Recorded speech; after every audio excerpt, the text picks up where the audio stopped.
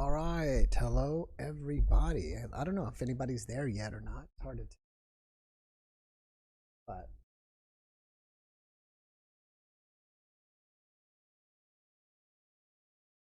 go here. And if you are there, just hang on one moment because I've got to do my usual setup. And if you're new, I've got to set things up. So let me just set things up and then we'll get started.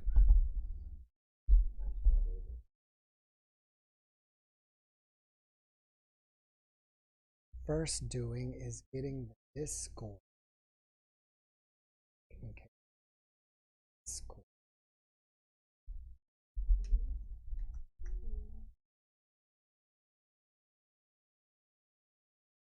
And then get the new YouTube channel.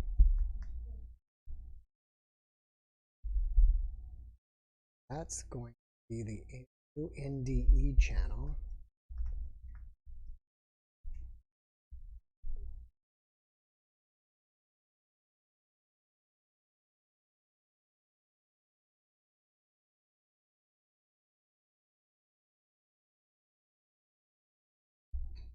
And then Facebook, I think, is at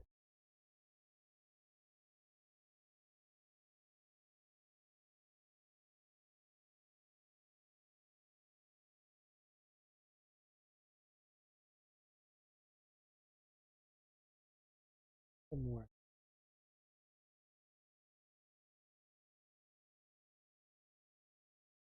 You guys can, people can find me.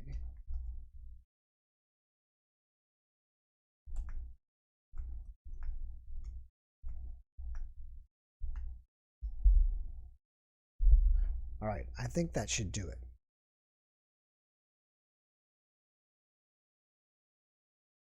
Oh,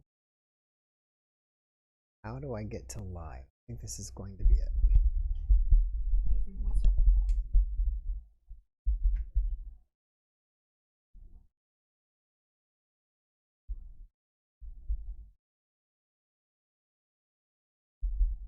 All right. 50 people watching. Noob Galaxy, what's up, bro? Bobby Joe, hello. Jim Husky, hi. Lisa Myers, hi. Bev, hi. Gogo, hi. Dragonfly, hi. Beloved Kindness, hi. Deborah Madden, hi. Christopher, hi. Oh. Anyways, wherever you are, happy Saturday to you. If it is Sunday already, then happy Sunday to you. We've had a busy week, and it's just everything's going good. So let's go ahead and bring Merlin in. Merlin is here, and if you don't know Merlin, Merlin is our official tarot reader. He's been coming every Saturday, so I've officially made him the official tarot reader. We'll see what Merlin's got for us. There's Merlin. We don't have his audio yet. It's connecting. Merlin, right. How are you, Merlin? Hey, how you doing? Great. I don't know if you heard me. I said you're my official tarot reader of the podcast. That's a good position. That's a good position to be in. How are you? How are you this week? I'm good. I just I'm getting into astrology and all that stuff now. Yeah, I saw that. I saw that about you. So what is fascinating? Let me scoot myself up here. What is fascinating you about astrology? Well, we got a strawberry moon coming up. But it's not just any strawberry moon. All right, it's a super moon because the moon's going to be the closest to Earth at that time. So I think it's June 14th. Be like nearing closest point of Earth. They call it the perigee.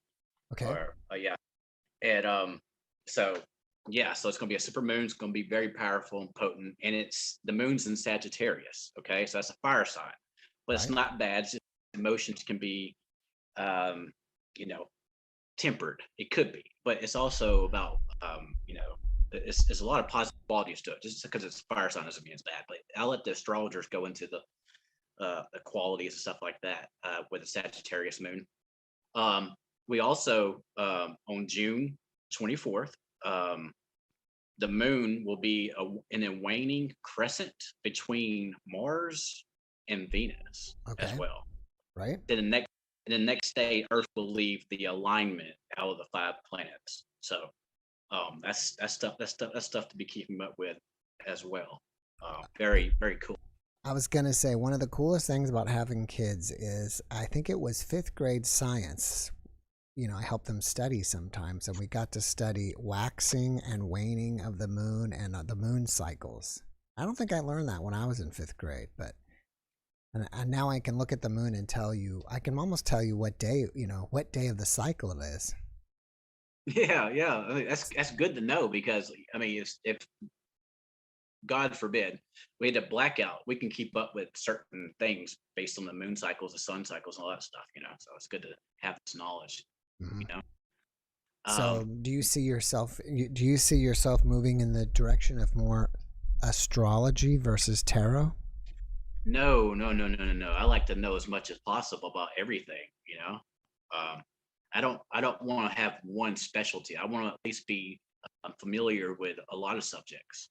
Mm. You know, All right. not just one field or expertise. Right. Have you ever Uh, considered going to one of those in England?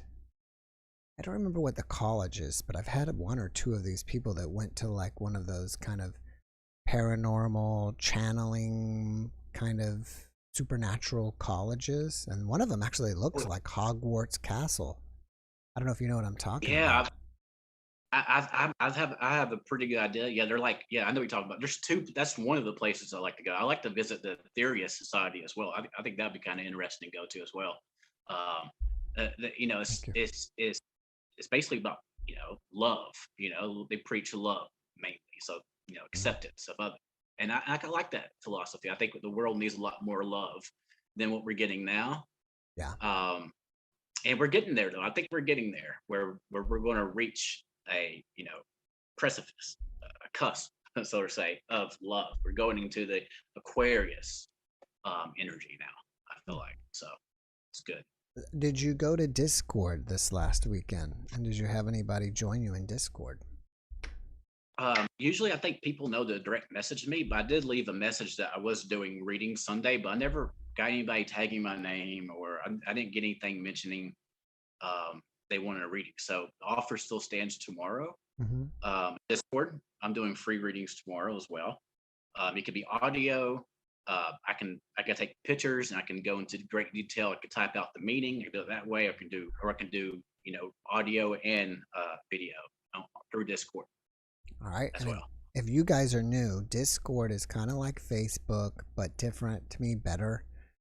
It's not really regulated. It's just I have my own personal server, which you can join. It's free to join, and then you can go in there and hang out with like-minded people, and you can post. You can post whatever you want. You can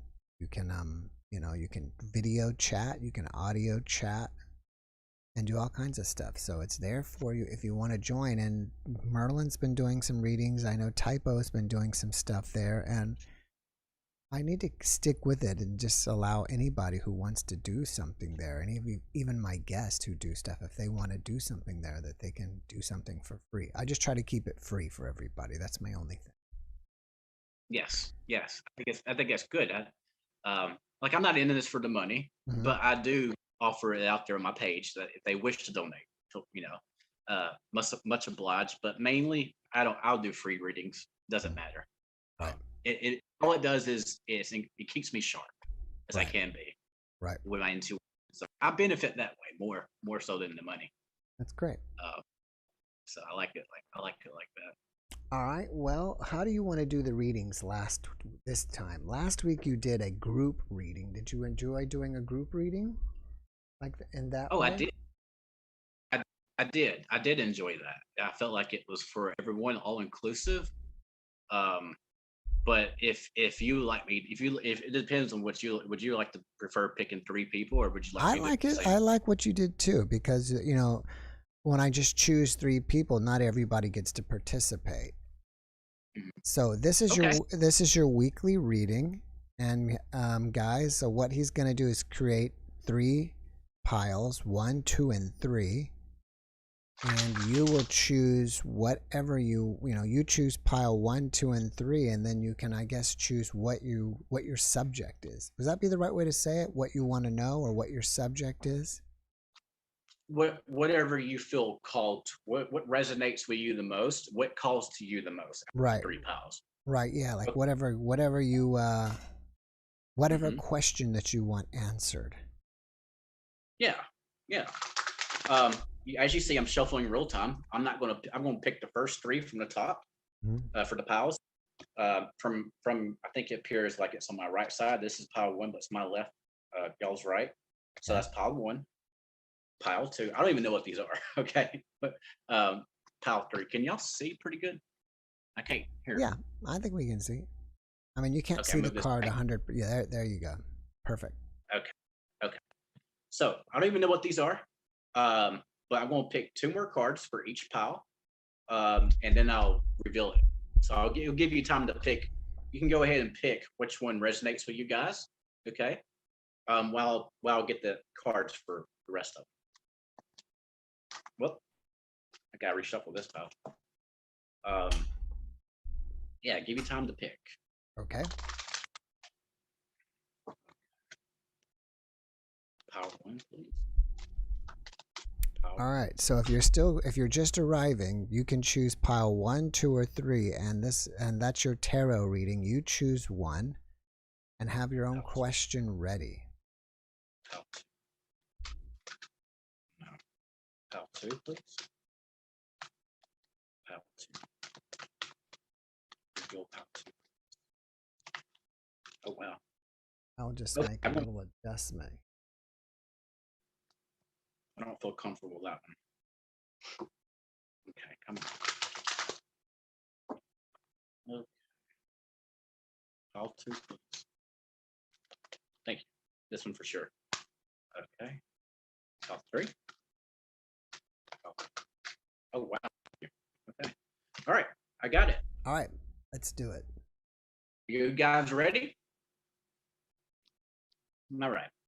All right. Pile one. The card is Seven of Winter. Okay. So that's Seven of Swords. The description says there is a better choice, not seeing things clearly, running away from the truth. See how she's skating carefree, like she can Mhm. skate to her heart to escape her problems. The card underneath her is the King of Autumn. All right, so King of Pentacles underneath it as well. It says be assertive when it comes to what you know is right, everything going your way, a good person or company to work for. All right, so with pile one, um, there's a better choice financially, obviously. This is about finances, and you're running away from the truth or something. Pile one, regarding your finances. But whatever you do financially, being compassionate to people can help you go a long way. Okay. Okay. Before you Pile. before you pick the next pile, why do you choose 2 cards instead of just one? I feel like it gives a little bit more description of just having one because I don't think one's more as a script descriptive. Usually, I feel like it explains the first card more. It's called a clarification card. I Okay. could draw more for one. I can draw three for one, but I'm trying to keep it short but descriptive at the same time. Uh, um, so this is just enough to let you know what they're talking about, what they're referring to. All I right. feel like. So the first card is your main card, and then the second one helps describe the main card. Yeah, clarify it Clarify. yeah, clarify if it could be clarification can make it like yes, this is what this means, or clarification can be like this is what it means. That Mhm. makes sense. Does that make sense? Yes, it does. Okay. All right. All right, guys. Okay, pile two. Oh, the Emperor. All right, pile. So if you got pile two, you got the Emperor in the upright. All right, but you got Eight of Winter reverse. Okay, Eight of Swords. In the upright, let's say you have what it takes to only believe in yourself, thinking that you're powerless when you're not, a lack of self-confidence keep you from getting what you want. But that's in reverse. So clearly, you're all emperor in this one. Mm. Okay, you're all emperor. All right. And the emperor description says use logic, structure, and organization. All right. And pile three, folks. we have Five of Spring. That's interesting because from my page, I drew this card um, for the week. This is the energies overall that we're experiencing. Okay, so it's like the Five of Wands. There's opposing goals, conflicts, a bunch of headbutting, butting of the heads, arguments. This tempers can flare, but that's ending Sunday, and we're leaving that. All right. Okay, so the description card for the Five of Spring is the Princess of Winter. All right. Information that can help you, but which may also be difficult to hear. Speaking the truth with kindness, an indigo child or adult. Okay. So there's a lot of conflicting energies here. I think a lot of indigo people or indigo adults are conflicted. Maybe their family members are judging them for what they believe, or there's some kind of issue there with knowing, having this ability, having the psychic ability that others can't understand. That's in your circle. They don't quite understand you. But don't worry, that's going to ease up after Sunday, because again, the overall energy from my page is Five of Spring. So we're leaving that Sunday. So Monday, it's going to be a lot easier for you guys. Okay. So I hope that kind of makes sense for everyone.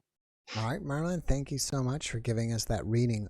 If you have a website, Yes, isn't that correct? Or if people want to find out more about you, is it on your YouTube channel or Facebook or your website? well, you can find my YouTube channel on my page. I mainly have a page right now on Facebook, and it's Merlin and the Fae King's Crown. Um, so I got posted some videos on my page, so you can find my YouTube channel from there too, as well. So I don't have to, because I don't want to be confusing, because the name's a little bit different on the YouTube versus the page. And I'd rather people go to the page Okay. instead. No, like, All right. All right, Merlin. Well, thank you so much for popping in and you, sharing with us today. I hope we see you back again next week. yes, sir. Have a great rest of your week and take care, brother. Thank you. I appreciate that. You too. Bye-bye. Bye. All right. Somebody said that last week, and I really need to do that. Is I guess get something or do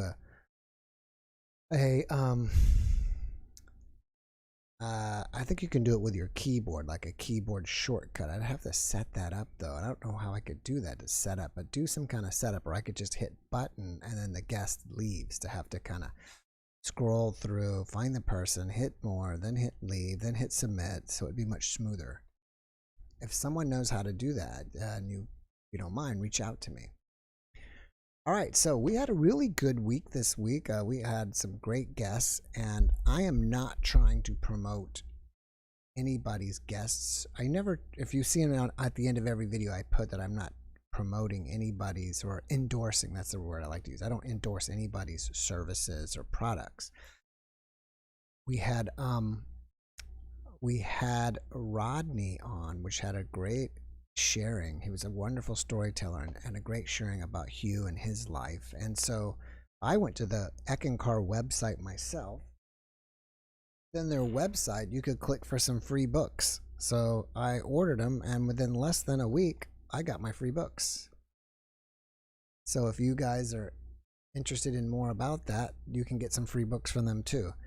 And I'm not sure which one it was on. There was a few links that I put there. They were, I think it was probably eckankar.org or something, and some other thing, something about Hugh. But on one of them, it just said, if you want a free book, then go ahead and fill out this information. And I put it in, and here are my books. So cool. I haven't even started reading them yet. And so hopefully I'll get to try to start thumbing through them. I really don't have a lot of time to read books. And if a lot of guests offer me their books for free, or a lot of times when I have guests that come from book publishers or PR firms, they just send me a digital copy of their their book.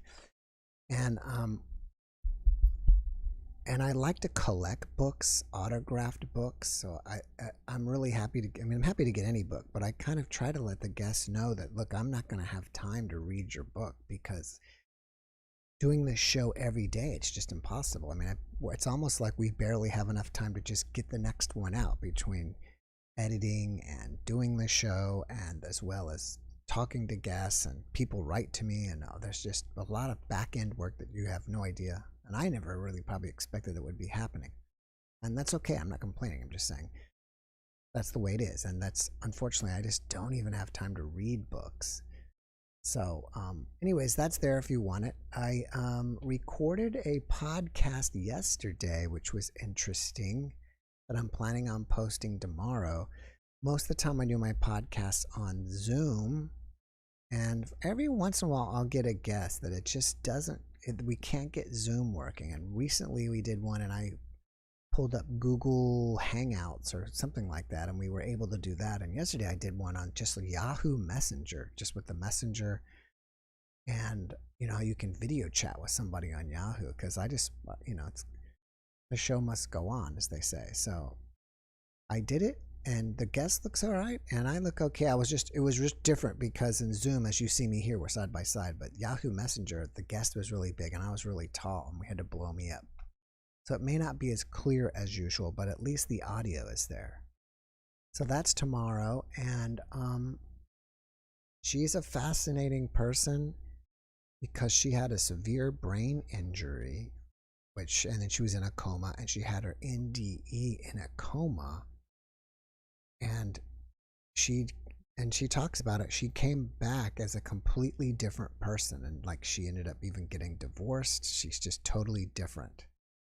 And I even asked her, is it because of the NDE or because of just the brain injury it changed you? And she basically said both.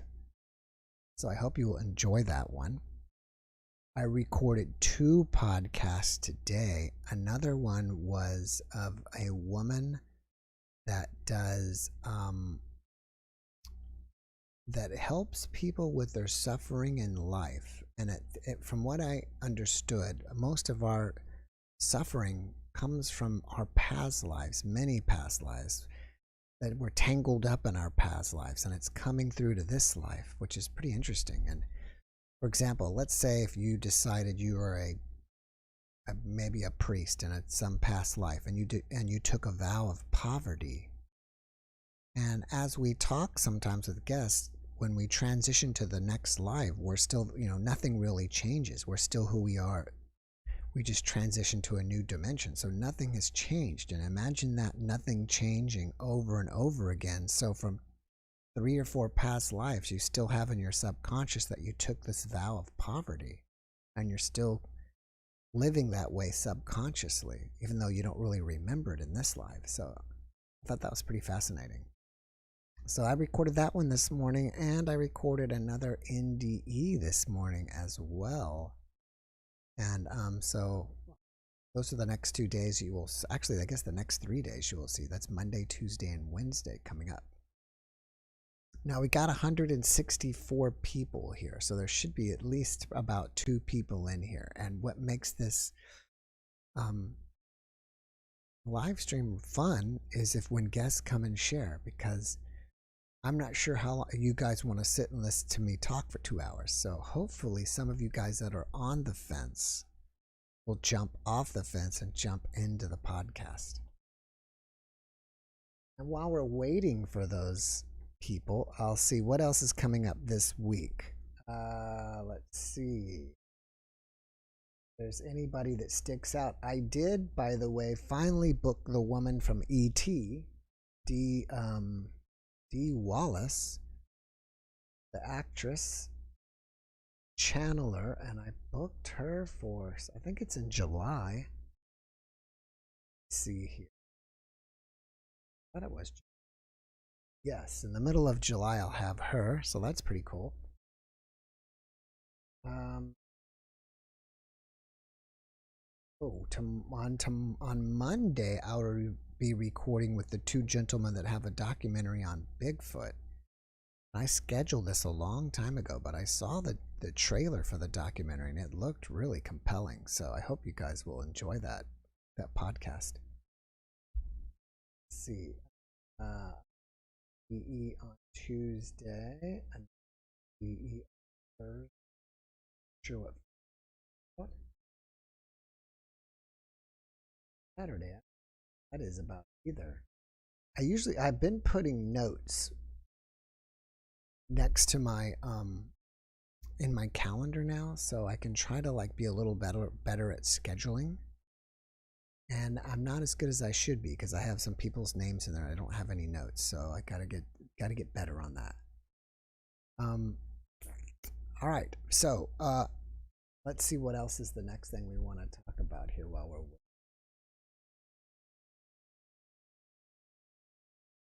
And I tell you what news and news stuff we're waiting.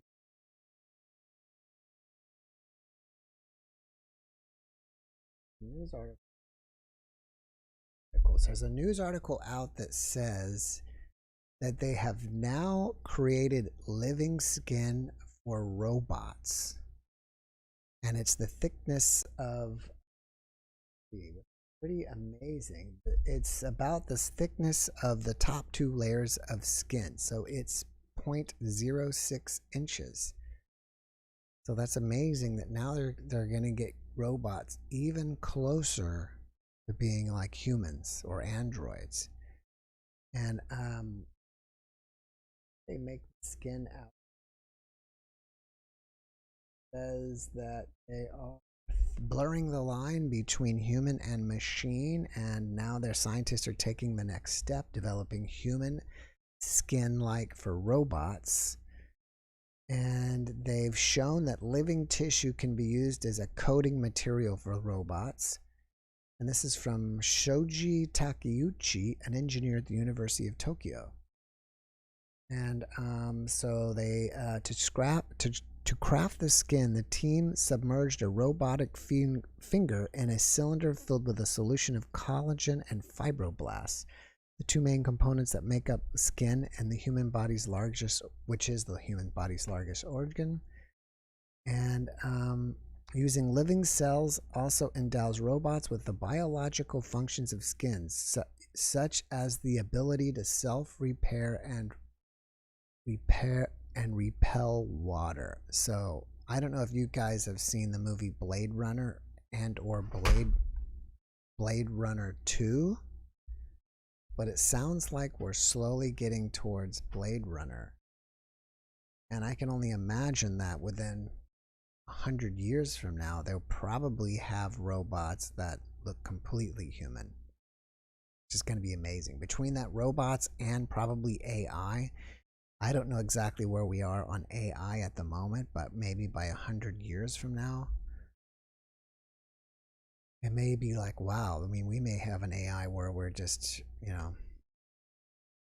I think that the brain, the computer already, I think they've got it now where the computing power or the CPU power of a computer is either at the level of the human brain or surpasses the human brain in computing power. So imagine that 100 years from now with the skin technology, with AI, can be some very interesting times. Can be some very interesting times that we'll be in. So, that's the next question is, are you going to reincarnate and come back to check it all out? Or are you going somewhere else? Because there's, as you regulars who watch the videos, you'll know that people will say, I'm going somewhere else. I'm not coming back. So that's the thing. Maybe you can put in the chat, do you want to come back next time around, or do you want to go somewhere else? Let's see what you guys say. And if you want, you can ask me questions.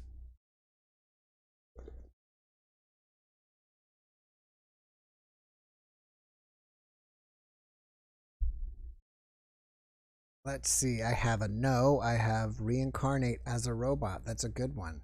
That is a good one. And this lady, it's so funny that you said that because she was talking about that she had something to do with robots too when I was talking to this lady this morning, or cyborgs. Somewhere else. I do not wish to come back.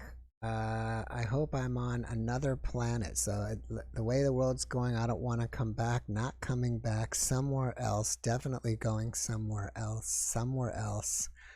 Been here, done that. Yes. So it looks like the majority is that they're going somewhere else. What's in the mug? In the mug is masala chai or hot chai. I mean, I guess it's masala chai because basically chai is a word that means tea, but this is like your Indian chai tea. And my wife, Mara, over here, gave me a mug of it. How can you join us? SPSP. All right, that's a good question. I'm glad that you said that. For those of you who are wondering how to get on, in the description below is the Zoom ID or room ID and then the password. So all you have to do is get into Zoom, click join a room, and then it'll ask you the room ID or something like that, and then it'll ask you the passcode, and that's all you need, and then you can join in. So, no thanks. The earth is beautiful, but heaven is my goal. I better make it good. Will be shown as a choice. I hate the dictators on this planet. And got the t-shirt. So, that's it. I don't know. I mean, maybe that's a way to,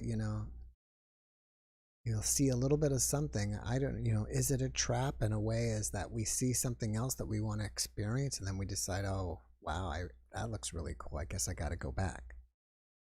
Or no. Yes, Sarah, my wife makes the tea. Do we have a video on how I made the tea, how we make the chai tea? I have a really, really, really old video on how to make the chai tea. It's super old. And I talk about this from time to time, that I've been doing YouTube since 2006. I mean, and this video is like 2000, probably 7 or 8. That's how old it is. And I was really into the chai tea, that you go to an Indian restaurant and you get the chai tea. And I played around with the ingredients for a while, and I finally figured it out. And I think it's just as good as any tea that you get in a restaurant. I have a friend of mine, or an acquaintance of mine, that said it's just as good as having a chai in some hotel in Bombay. So it's pretty easy. I don't know. I don't have it here. I guess I should. Maybe I'll post it in Discord, and you guys can see it. But basically, it's a black tea, and it's your main ingredients are tea, cardamom, cloves, cinnamon, ginger, and black pepper, and milk. I think that's all there is, and water. And that's it. I remember John Scott? He could feel like he was the rocks and trees, so he'd come back as anything. Don't you think? I guess you could. You could possibly come back as that. I don't know if John said that or someone else said that recently, that they were talking about being a rock or a tree or something. Let's see. So those are some of the things there. All right, so let me find another news article. Good thing that I looked up some news articles. You guys came today.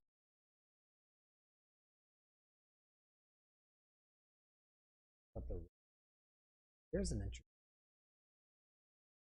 There's a poll that's been out, administered by the researchers at Fairleigh Dickinson University. I don't know where that is, but this year is the 75th anniversary of the Roswell crash.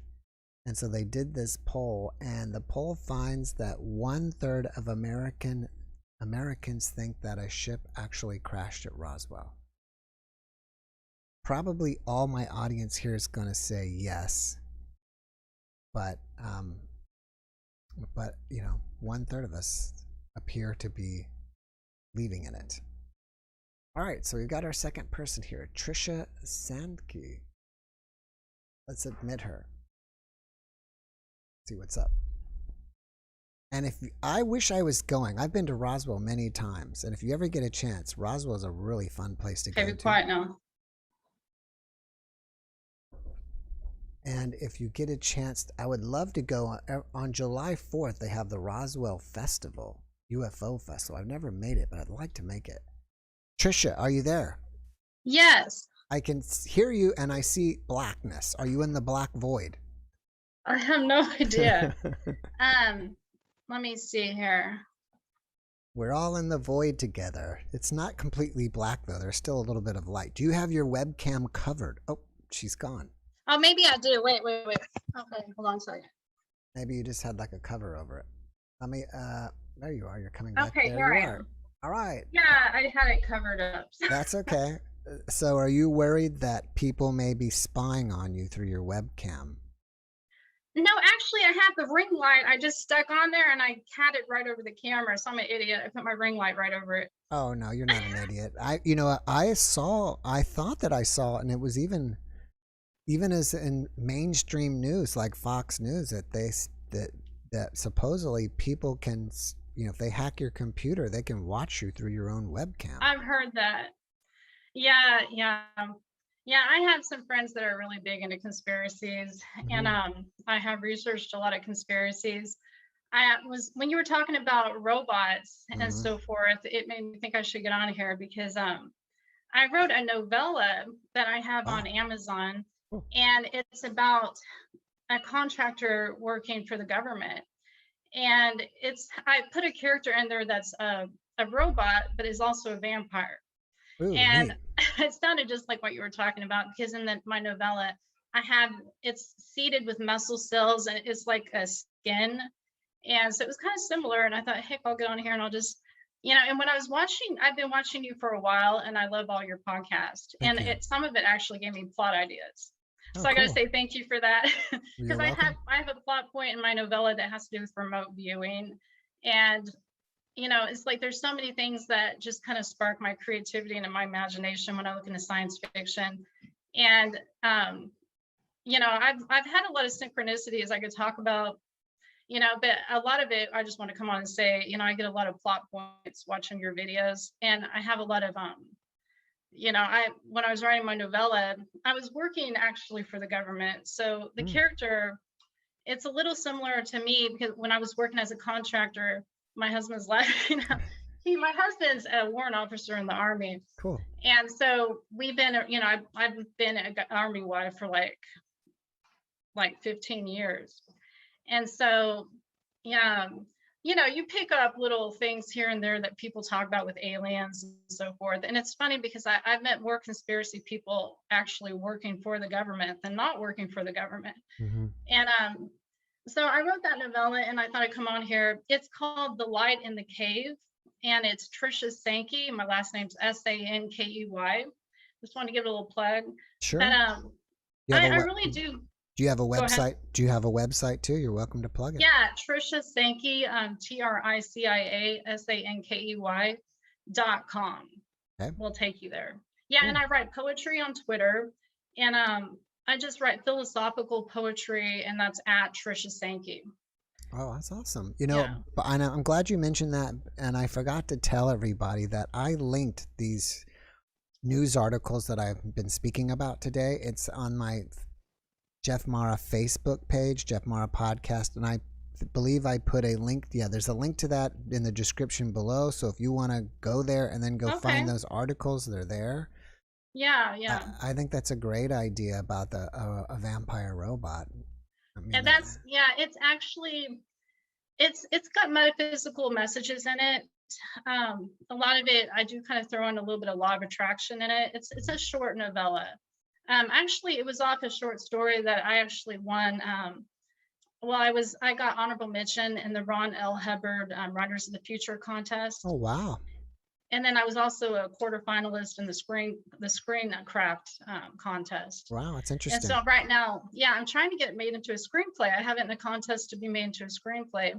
So it's just, I love writing poetry, but I don't know. I just all of a sudden, when I was working in a cave, and it's called The Light in the Cave. And it's kind of off the setting where I really was working in a government cave. And I think it just got my creative juices sparked, and I just started writing.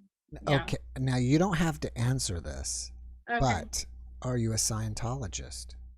No, I'm not. It was just the contest was, yeah, You know, he based on was that. You don't have to be a right. Scientologist, you know, to enter the contest. Yeah. And he was an amazing science fiction writer. Or, I mean, He I don't know, was. He or maybe was. he called it pulp fiction writer. But if you've ever read the book, Yeah. what's that book? They made a movie of it, but the book's like a million times better. What is it? Battlefield Earth. Yeah, that's his That's a most great. popular. That's a great book. If you ever read the He book, was, yeah, that's a he's terrific book. amazing.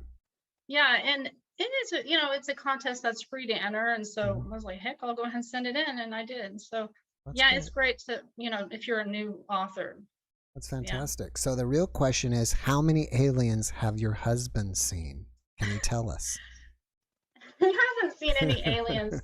No, I mean, in this novella, it's really not just about aliens exactly, but it's kind of like what you talk about on your podcast, you know, just about sometimes you have hybrids and so forth. So I have a character that's like a hybrid alien human. Mhm. So I kind of pull, like I said, I pull from a lot of things that are on your podcast actually in the novella. That's why I thought your audience might be interested in it. I think they would. And you know what's fascinating is I was watching a podcast the other day with Michio Kaku, or Dr. Michio Kaku, which is to me like America's #1 physicist.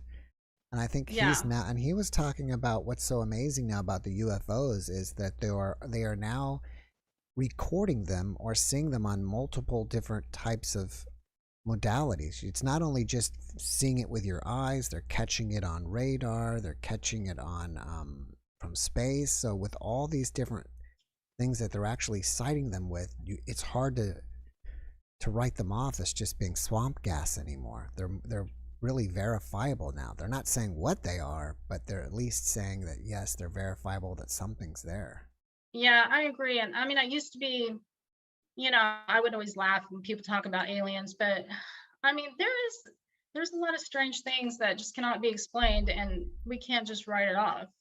So Yeah, and this guy was saying that, which was really fascinating, that because they've got them documented, like the famous one that came out last summer or 2 summers ago, the one with the over San Diego. But they're saying that those vehicles are traveling between Mach 5 and Mach 20 yeah, without sonic booms.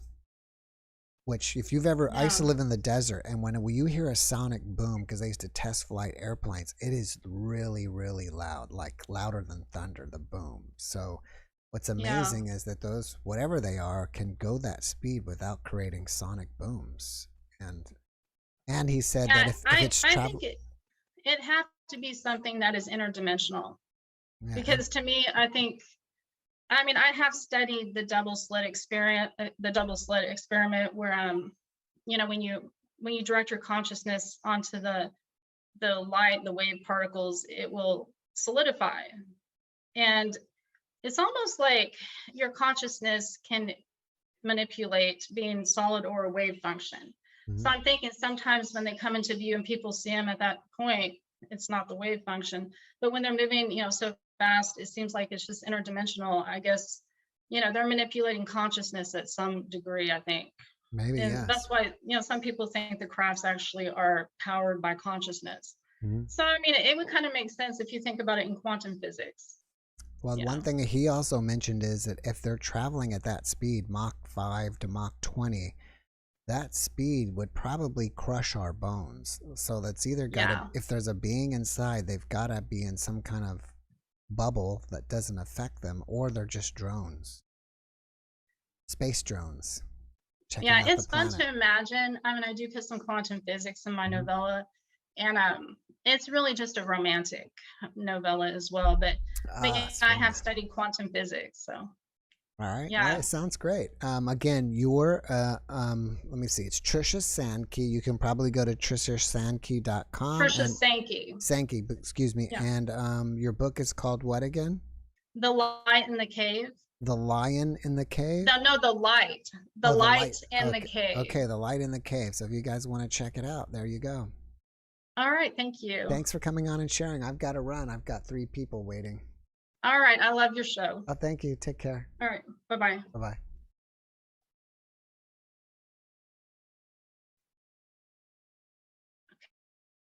All right. There we go. All right. So next is Soren Kirk and Sam I Am and Stephen Cake. Thanks for coming on and sharing. I've got to run. I've got 3 people waiting. All right. I love your show. Oh, thank you. Take care. All right. Bye-bye. Bye-bye. Bye-bye. Soren, are you there? You are here. Welcome back. There we go. All right. So next is. Oh, you got to turn off. You got to mute the YouTube. Still there? I'm muted. Yes, perfect. How are you this week? One moment. One moment. Okay. You got. I'm very good, thank you. You're very good. Thank you. Welcome back. Thank you. My You wife invited said- me back, so yes. I took you up on your invite. Thank you. And my wife said you're beautiful. Oh, isn't she sweet? You know, your wife is beautiful too. That was the one thing I forgot to say Thank you. last week, and I meant to. Mm. When she first came on, which was a couple of weeks ago, Mm-hmm. we didn't know who she was, and I was out here going, "Who is that beautiful woman And that's who it is. with Jeff? Is he going to interview her?" Yeah, she is the hard work behind the scenes. She's my Yes. she is the editor. She's an editor. Well, she does the most of the video editing. If that's You what, don't edit them much. well, actually I do. Well, I mean, I really don't. I mean, as far as editing, what we say, generally not really. Just little bits of things here and there. But what is edited is, if you take the raw zoom, we make each of us much bigger in the frame. We work on the volume. We work on sharpening the Okay. video, coloring, and then as you notice, whenever the guest is speaking, we take me out Yes. and bring me back in when I'm speaking. So that you have Those to go kinds of things. right. You have Yeah. to go through the whole video, and every time you find me cutting, then you have to kind of make the guest big and versus both of us together. So there's that Mhm. type of editing that happens. Mm-hmm. So what do Well, you? anyway, it what was do it was you- interesting to learn the word Mara. Mara, yeah. That's her name. Yes. So what has happened to you spiritually or paranormally that you can share with us? Oh, what has happened to me spiritually or paranormally? Whoa. What are you willing to share? What am I going to share? I don't know. I'm not prepared. What has happened to me spiritually or paranormally? And is there a difference between spiritually and paranormally? That's a good question. Hmm. Well, I guess, yeah. That's the I mean, if you question. saw a UFO, would that be a spiritual experience or a paranormal experience? Because it could actually kind of go both ways too, right? It reminds me of a dream I had once. I could tell my dream. It's an easy, fun story. All right. When I first moved to California and everything changed because I was back east, everything changed, and I was having all kinds of dreams and all kinds of things happening. I became suddenly a vegetarian, and I became suddenly doing yoga because I lived next door to a yoga teacher, and it just completely changed my life, my consciousness, and it did change. And that was my first real flip into a new reality. I was here. It wasn't a dream. I was here on Earth, but it was as if I was walking through heaven. And in fact, when I heard you in the kitchen and you were asking, would we want to be here or somewhere else after being reincarnating, I immediately was saying to myself, here, it's so beautiful here. But here as heaven, not here as with, somebody said, totalitarian leaders and things, not here with, trash on the streets, here in the beauty that is truly here, if we can only see it. And something, fate or life, just ripped the Maya shield off my eyes, and I could just see everything was synchronous. Everything that I need came to me. If it wasn't right there, I'd get a phone call and somebody would say, oh, is that what you want? I mean, it was, so I would like to be right here on Earth. It's so beautiful, but Earth as heaven. So I want them both. Oh, well, yeah, I don't. But anyway, during that time, I had a dream. And here's the dream. I was standing in a hot dog stand. It wasn't a small hot dog stand. It was very big. It was a reconverted roller skating rink. So it was very large. That's a big And everybody, you had your hot dogs. I guess Freud would have fun with that.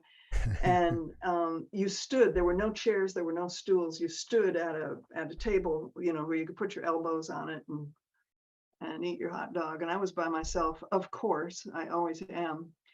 And there was a man next to me, and I looked at him. He was wearing a trench coat, and he looked so odd, munching away at his hot. And so I said to him, "Are you a human being?" And he said, "No." I said, "Well, where are you from?" And he said, "I'm from the planet Stonehenge." And I said, "Well, I didn't even know there was a planet Stonehenge." And then he looked at me and he said, "That's not all you don't know." Mm. Wow, So that's a fabulous dream. that was all during that time, yeah.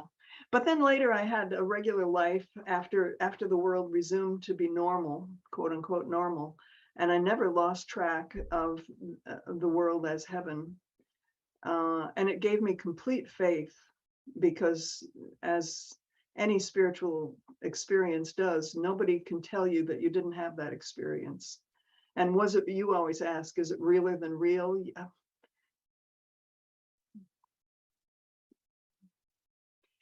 Realer than real in the sense that I can remember everything that happened for 7 or 10 days, and it was decades ago. And no one can say that it didn't happen. It's so. But then, after going into regular life, jobs in the corporation and things like that, I noticed in sort of the 90s that people were seeing all these spiritual leaders, all these leaders came over, and they're all grandchildren of the man that you asked me about last week, Ramana Maharshi. They're all his descendants, spiritual descendants. And so I followed many of the people who followed him. But now, I think what's important is what so many people are saying, that we don't follow anyone because it's all in us. We must realize that each one of us is consciousness, and that it's up to each one of us to be true to our highest birthright, which is awareness, consciousness that we're all connected, consciousness that, well, there aren't any words for it. So is that paranormal? I think that's what we mean, but that's not what we mean by paranormal. Hmm. What we mean by paranormal are things like, can I move this glass of tea with my thoughts, or can I tell that you have tan slippers on those feet that are hidden? Hmm. And then we hope that that's right, and then we go, yay. It was interesting is this morning I recorded one with a woman, and we were talking about that collectively we all have spiritual experiences that we dismiss. We do, and we don't trust them. Mm-hmm. And we should help each other in trusting our own little kernels. And that's what Jesus wanted from us. That's what he offered us. I forget the biblical sayings, but that we all have this power in us to find joy and beauty and love on earth. To ascend. That's what ascending is. It's ascending through a point of view. It's ascending through points of views or something. It's not ascending like in the sky. Let me go back to your dream for a second. That man that you saw, have you ever seen him before in your life at all? No. So No, to me, he was a type, but he was unique. No, I had never seen him before. I feel that the fact that you're carrying this dream around with you, that, and it's not forgotten, that it is some kind of real experience that happened. Oh, Like you mean it wasn't a really, dream? even though you were dreaming, maybe you really traveled to this place. I mean, this is my interpretation and my opinion, so it's worth anybody else's opinion. But it just from listening to so many guests, it feels like it's something that some people believe you astrally travel every dream, or some we again with today's some are just dreams, you're just processing stuff, and some dreams are you're actually doing stuff and going somewhere. But I just feel like that story, you're carrying it around with you. You haven't forgotten it. It sounds like that was you really made contact with a being from Stonehenge. I'll buy that. Why not? Maybe maybe it's I don't know, but that's just my 2 cents on it. Yeah, thank you. That adds a nice little spice. Yes, I like that. all right, That's cool.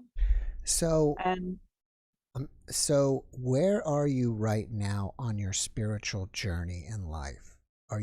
What are you doing, or how would you label yourself, if you even use a label? I think and I could say this that might mean something to you or some other people. When I turned to Ramana Maharshi and all of his children, I was still anti everything Western. I think I considered myself an atheist, although I don't remember walking around saying that, but I think that was the cool thing to be. And it was easier to go to the Buddhists and the Hindus and things because it didn't have all the trappings of Western religion, which is it can be so oppressive. But I'll tell you another little story. I've allowed myself to go back to Christianity. And I guess this was a spiritual experience. I saw a psychic twice because she was so profound. I saw her once, and it's ridiculous what she told me. And then I chose to see her again about 3 or 4 years later. And this was at her apartment, and we talked in these 2 chairs, and then we moved over here, and it was darker, and there were all these stones on this bookcase, gemstones that you could hold. You were told to put 2 in your hand that you really wanted to hold. And so I took 2. And then she had all these pictures of all these holy men, Jesus Christ and Ramana Maharshi, and everybody else was there. And she just told me to gaze on one. And for some reason at that time, I took Jesus Christ, and it was a very familiar painting of his face. And then lo and behold, I saw the face hovering over her right shoulder. It just in space, just his face. And I think she had instructed me to say if I saw one, but I just realized the other day I actually saw his face hovering over her, communicating to me. And there was an exhibit at the LA Museum, and I was going to go with a friend the next day or the day after. And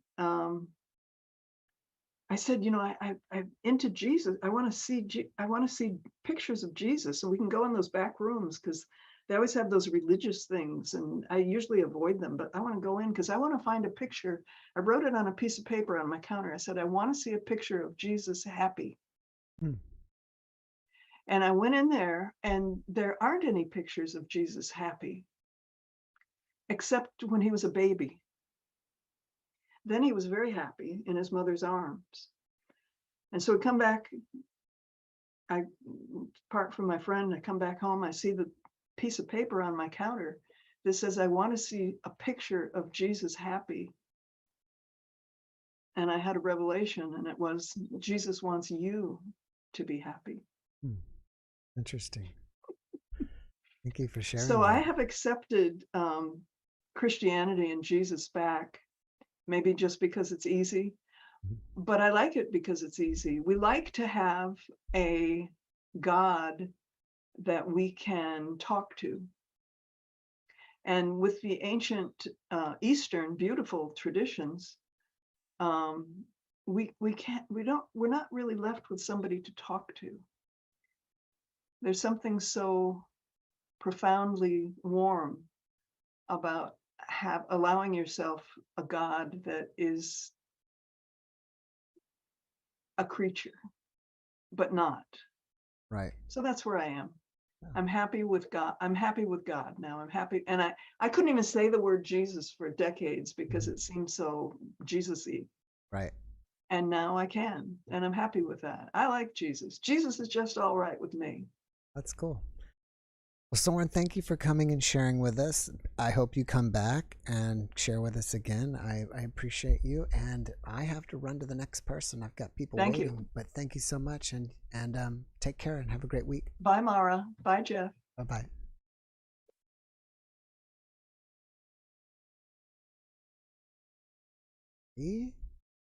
Next up, we have Mr. Cake. And real quick, before I bring in Mr. Cake, we have the remote viewing. And I don't know what, something she said made me wonder what made me think about it. So last week I put up something to remote view. We had to find something that was nothing that would be desk stuff. I probably should have told you guys before I did, you know, so you could type down before to see what I was going to, you know, what you had. At least you could guess a color, a shape, or whatever. Obviously, this is not, you know, not a random shape. It's a toy Nerf gun. But that was the item. So that was your remote viewing item. If you want me to do it again, we'll see if we can find something here to put something up. All right, so let's bring in Mr. Cake and see what he is up to.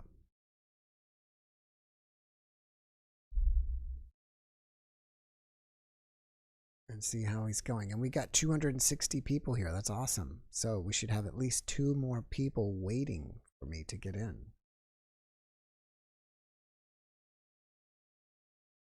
And if you want to get in again, right below, if you look right below the video, down here in the description, there is it says the Zoom ID and the password. So that's all you need to do. You don't even have to download Zoom. You just go to zoom.com, you click join a room, then it'll ask you for the ID and the password. You enter those, and here you will be with us. And also below is the Discord link. And there he is, the one and only. Well, hello, everyone. I'm glad you could be here today. I was on Hollywood Squares the other day. Make sure to stay in school and work hard. Otherwise, you'll be forced to be a comedian in Hollywood telling jokes all the time. Which one is that? I don't know. Who is that you were doing there? Is it Paul Lind? I don't know. There's a guy, you know, kind of iconic voices.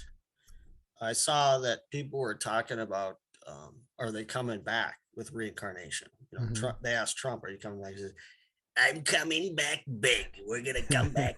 It's going to be huge. We're coming back. And then some people said, could someone take your place, you know, during your life? So I asked Christopher, you know, have you ever had a Christopher Walken before? Never heard of it before, but it's crazy. Nuts. I'm a big fan of the old TV show The Munsters. I like watching it. It's been a long time since I watched it, but I saw that they're coming out with a new monster movie directed by Rob Zombie. Have you seen the trailer for that? No, I have not. Were you a fan of The Munsters? I saw the Addams Family. I did a dance to the Addams Family. A spirit dance, or an orb dance, or spirit dance with Monique. Yeah, where I had my spirit friend move me. So I have a spirit with me all the time, and yeah, and she gets me to move and dance, and it's have fun because they say, "Oh, can she remote or you know, automatic?" Right? It's like she can't do any. She just get me to dance. That's the number one thing she likes to do. Yeah, for those of you that are new, because I feel like there's always new people here. So if you are new, Stephen has a spirit that's always with him. Her name is Monique. She can move his body, although if he's focused on stuff, she can't do that. When he's relaxed, she can. That's right. I'm letting her move my head right now. This is her. I'm letting it happen. She could do it. Like, I was out walking and I said, okay, well, can she move my feet too? And she could direct me to go around too. I mean, so like she could do pretty much any.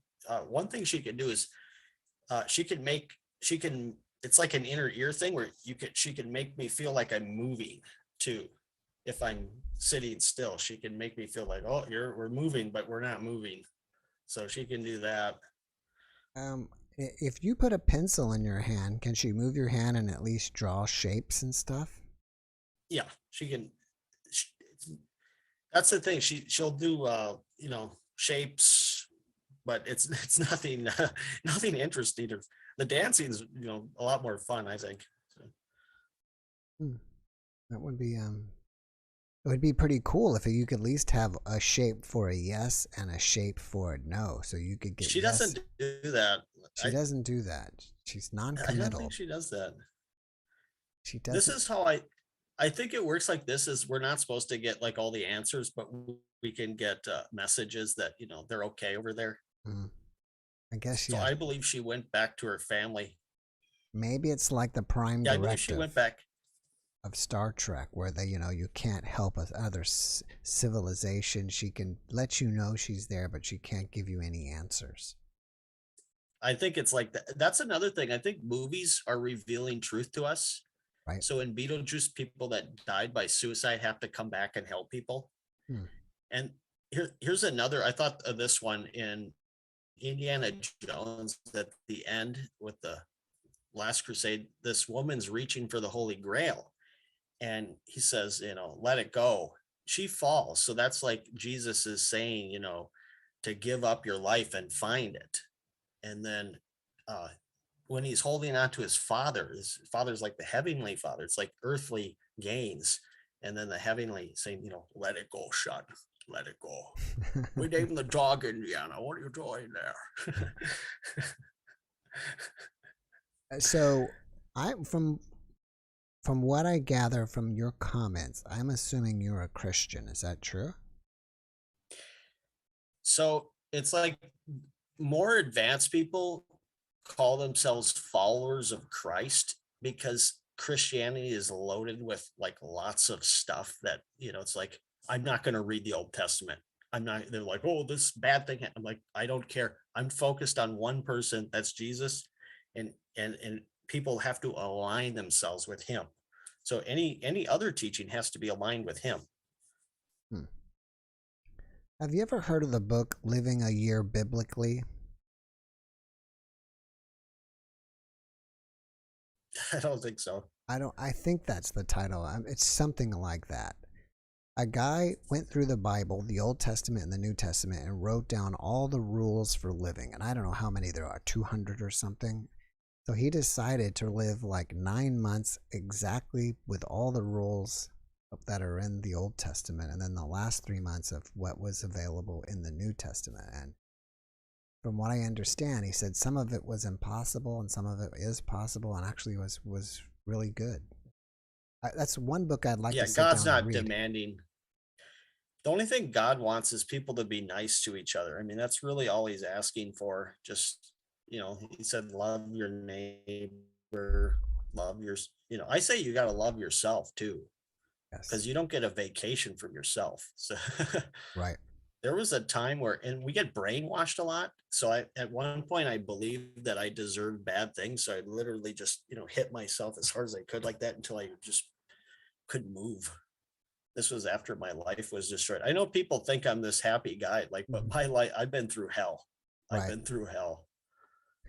I was mentioning earlier, and I don't know if you were here in the beginning, but I had a guest on this morning that I recorded that I'm planning on posting on Monday. But we talk about reincarnation a lot, about coming back, going the other side, deciding to come back. And she, I'm trying to paraphrase her, hopefully I'm doing it accurate enough, but imagine 2 or 3 lives in the past, you were either a priest or just someone in the clergy, and you took a vow of poverty. So, and a lot of my near-death experiences talk about that. When they cross over, they're still you. Nothing's really changed. You're just in another dimension, and you're with love and all this stuff. But so, when you come back, you still kind of have that in your mind, in your subconscious mind, that you took this vow of poverty maybe 2 or 3 lifetimes ago. So you're still kind of tangled up in that, and you're still kind of messed up. And so a lot of our stuff that's our suffering today comes from in our previous lives of things that we've done, and she teaches how to break free from that.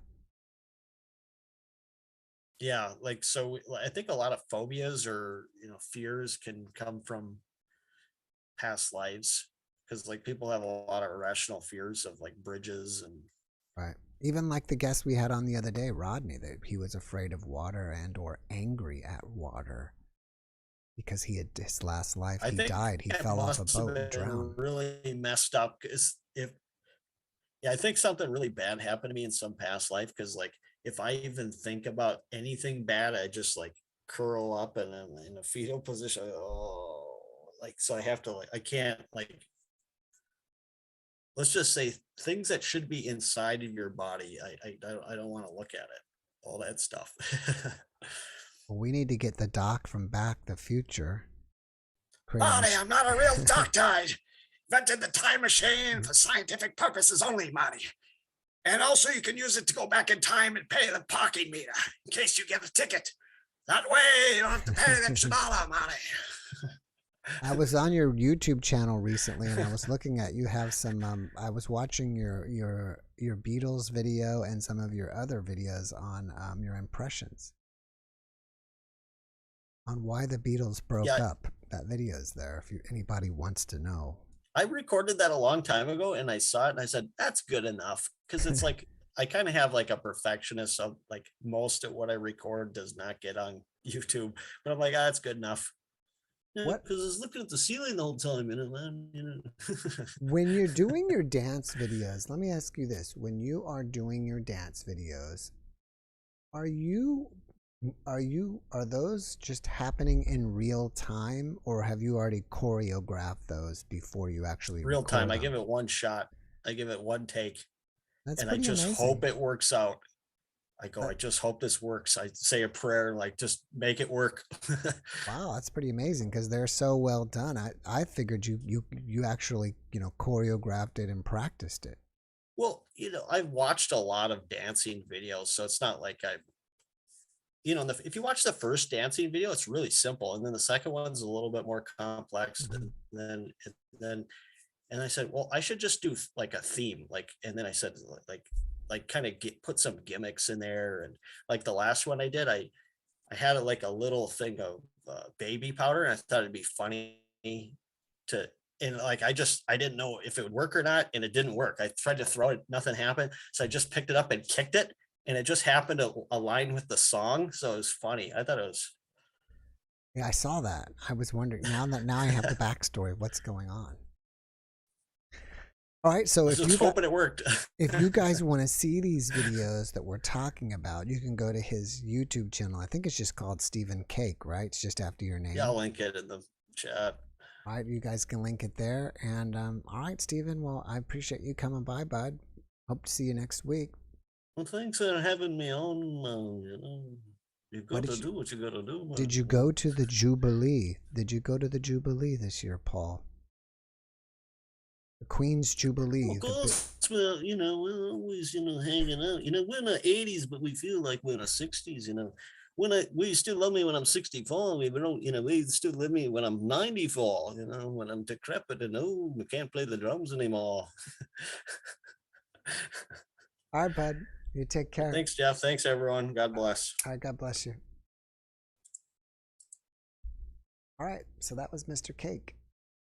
And I saw these go by, and I didn't say anything, but a couple people gave me a super thanks, and I want to say thank you to them. I appreciate the donation. Let's see if I go back here. Let me find these. Saw them flash up real quick. Where are they?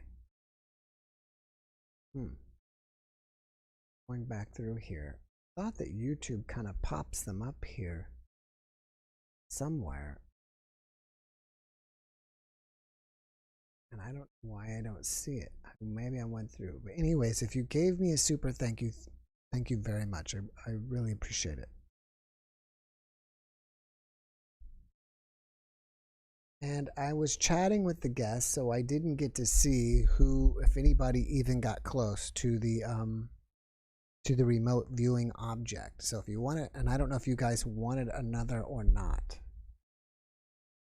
Wife saw it or not. Maybe she did. But if you do, let us know before you go. And let's see what else is in the news here. We've got some space. It's 8:18, so if you want to get in, all of a sudden like 3 people came. So if you want to get in, all of a sudden it may get busy again, so you may want to get in. And let's see, I had the robotic finger, I had the pole. There was the newest thing that I saw is, and I don't have the article here, I think it's in my podcast page.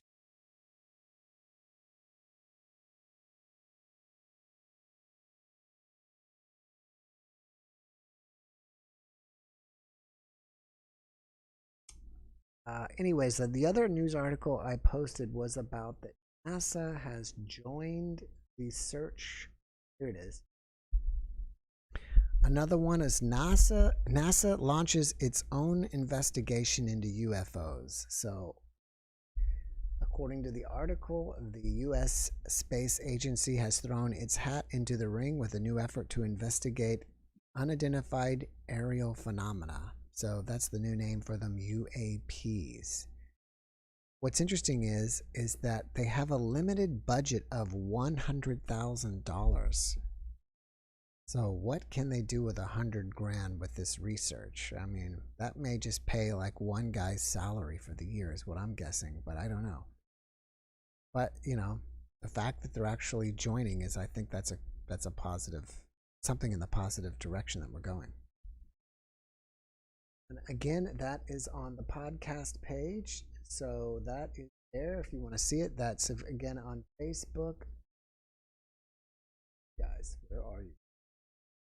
Facebook. It's the JeffMara page. If you just Google JeffMara podcast, I'm sure you can find me. And let's see who Galaxy A12 is. And also, you're welcome to friend me even on Facebook if you want. I'm accepting friends until there's 5,000 and then it's over. Can't accept anymore. But that's under my last name, Jeff Reynolds. For those of you that don't know, Mara is my wife. And that's not my last name. Galaxy A12. Now, it seems familiar, but I guess a lot of people could have a Galaxy A12 phone, right? So we'll see who this is. Or maybe that's just Samsung. We'll start a video later. What's going on with Galaxy A12? I'll leave it to the side while we're waiting for Galaxy. So, yeah, I mean, NASA's throwing their hat in, so that's pretty cool that they are getting involved. And, you know, it seems like it's getting closer and closer to some kind of disclosure, something. Or at some point, it may be into the point they, maybe at the level where they want to disclose themselves to us. I don't know. I think if they are here, that they can easily be just, making themselves invisible to us and just kind of watching, hanging back. If they wanted to, they could reveal themselves to us. So I don't think they really want to, except maybe what they've been doing lately. It's kind of maybe letting us know that they're here, and maybe just kind of letting us know that they're still technologically far above us. Maybe that has more meaning to other people, but they're still, if those ships are flying around at Mach 5 to Mach 20, then they're still, superior to us in technology. So we'll see about that. All right, so what time is it? 8:23. I have about 40 minutes left. And if you guys want to come in, come in. If you want to ask me questions, you can ask me questions. Otherwise, hopefully we'll get a new person joining at any minute. Or what's going on with Galaxy A12?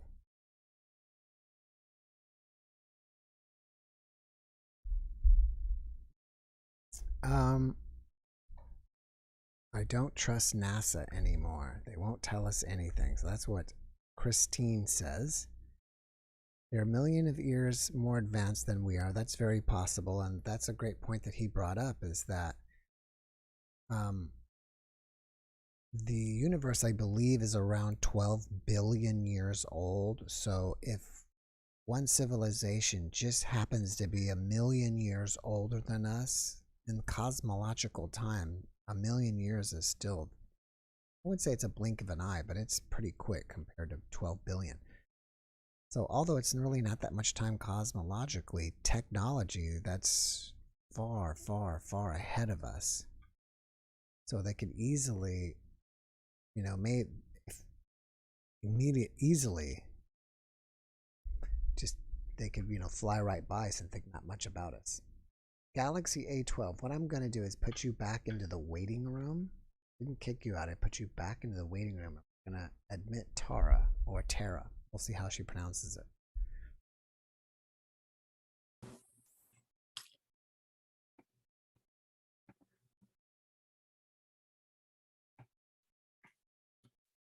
Tara. Hi. Hi, are you Tara or Tara? I say it Tara, the opposite of the way your wife says it. All right. All right. So welcome, and where are you from? I'm from the Boston area. I'm actually Typo, Linda's neighbor. She has been talking to me for months about having me come in. Mm-hmm. And it was like, this is one of the first Saturdays that I've been around. I've known cool. Linda for about 20 years. So. Oh, wow. I'm glad she got you to come in. Yeah. Last week she sent me something. She said, call in. And I'm like, I'm out. I can't. You know. So I'm a medium. I connect with angels. Cool. I do a lot of different stuff. So that was like one of the reasons I do a lot. So I'm like, what do I come in and talk about? But I was watching the woman you had on a few callers back who was talking about her dream about Stonehenge. Yeah. And I was watching it and then went to turn it on to see it bigger. So I missed the big part of it. But the part that she was talking about, was it like aliens? No, Stonehenge was a planet. Yeah. Say something like that. I've been through like a bunch of past life regressions over the past 7 or 8 years. And one of the ones I had, I was in Stonehenge, and we used Stonehenge to communicate with other planets. So that was like what it was for. So when I heard that, I'm like, okay, I'm meant to call in tonight. Oh, wow. That's cool. Yeah.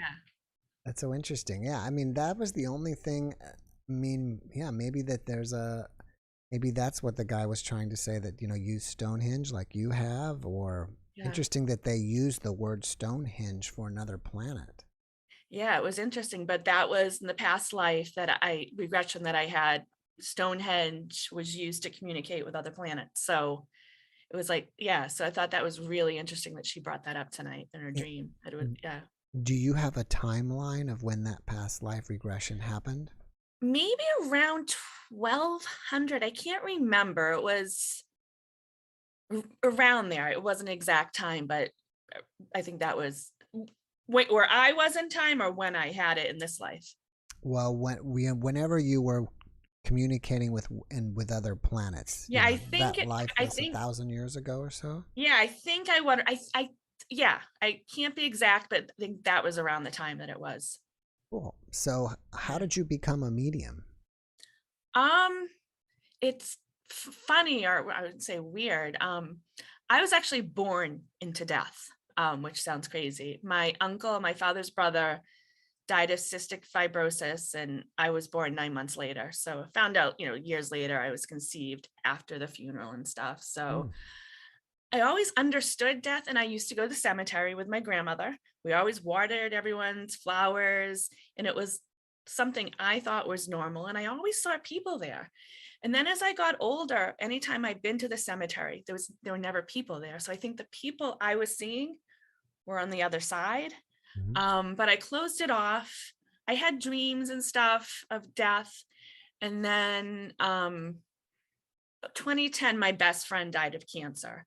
And I started really opening up spiritually and taking classes. And I went to a intuitive development circle. And I just thought I was going to, enhance my intuition. And everyone's going around giving messages from spirit, from people on the other side. And I started doing it too. And I had people tell me I was a medium before, but I didn't believe them. So I've probably, at this point, like almost have what's probably equivalent to like a PhD in mediumship, because I've taken so many development classes over the past, I'd say, 7 or 8 years. So, and it's something I'm not quite doing it professionally, but it's really interesting. And I don't know if fun's the right word, but when you get together with other mediums and practice circle, it's this energy, this healing. So that's the gist of how I became a medium. Now, are you saying earlier about being conceived just after the death of your uncle? Are you saying that you are your uncle, your father's No, brother? not at all. No. Okay, I was a little confused on that. No, it was just, I always understood death. I was always energetically connected to death and stuff like that. No, I'm not. I didn't come back as him. So I had a discussion with someone earlier this week that when mediums are communicating with people in the fourth dimension, is that true for you? I think I saw her say that I don't think I label it as the fourth dimension. I'm communicating with spirits on the other side. The term I use isn't fourth dimension, but I understand that. So I think I did somewhat, I think she was explaining the 3 different things: the mediumship, channeler, and oracle. Was that what she called herself? Right. I can't remember. Yeah, you're exactly right. Yeah. So I felt Yeah, like no, it made sense. I just used a little bit different terminology than what she used, but yeah, that makes sense to me. So do they come unexpectedly and communicate with you, or do you have the ability to turn it on or off? I've had so much training that I can turn it on and off. Every once in a while, there's like somebody that I didn't invite in, but it's usually someone who's connected to somebody I know. It's not like I walk through a grocery store and get bombarded by strange spirits, but I have a lot of boundaries that I've learned from the development as a medium. So when I do mediumship, it's almost like I turn it on with like a switch, or I meditate, I open it up. So usually not, but every once in a while there's a strong spirit or somebody I'm meant to connect with that. But usually for me, it's connected to someone I know. It's not like a complete stranger spirit. Now, do you connect via symbols? Like, do you see symbols that this symbol means this, or do you hear voices, or what? I have a little bit of everything. It depends on the spirit. And I like, sometimes I'll hear like almost like you have a song playing in your head. That's how I hear it. Sometimes I'll get symbols. Sometimes I'll just start talking and almost like I'm channeling it. Things come out of my mouth. So I've been trained to use all the different senses or cognizant, whatever I don't have the word, because I'm kind of connecting now. So my oh my God, my analytical brain's not quite working. But yeah, I do a little bit. It depends on the spirit and, what's going on that night, I guess, or day. Okay, yeah, because I remember one guest I had, and she was saying that I think the way her communication was through like symbols. Yes. If she saw like a symbol in her mind's eye, that means this, and so on. I've had so much training and so much practice. I think at the beginning I probably got those symbols. Now it's like it just comes so quickly. And a lot of people who've had training or they've been practicing mediumship for years, decades, whatever, their abilities, the way it can like change over time too. Interesting. How did you do your training? I started at a local metaphysical bookshop is where I first started my training. So in person, and then I went to classes. I went to the Omega Institute out in New York, did some training there. Lilydale did some training there. And the area I live in, I'm like on the Massachusetts, New Hampshire border, we have a lot of training, a lot of good people in this area. That's interesting. I'm in San Antonio, and one time there were 2 metaphysical bookstores. I knew one of them had closed down. I don't even know if the other one is still there or not, but I'm wondering, are metaphysical bookstores still popular, and are they still, are there many of them still around anymore? Well, it's, I think they've changed the names.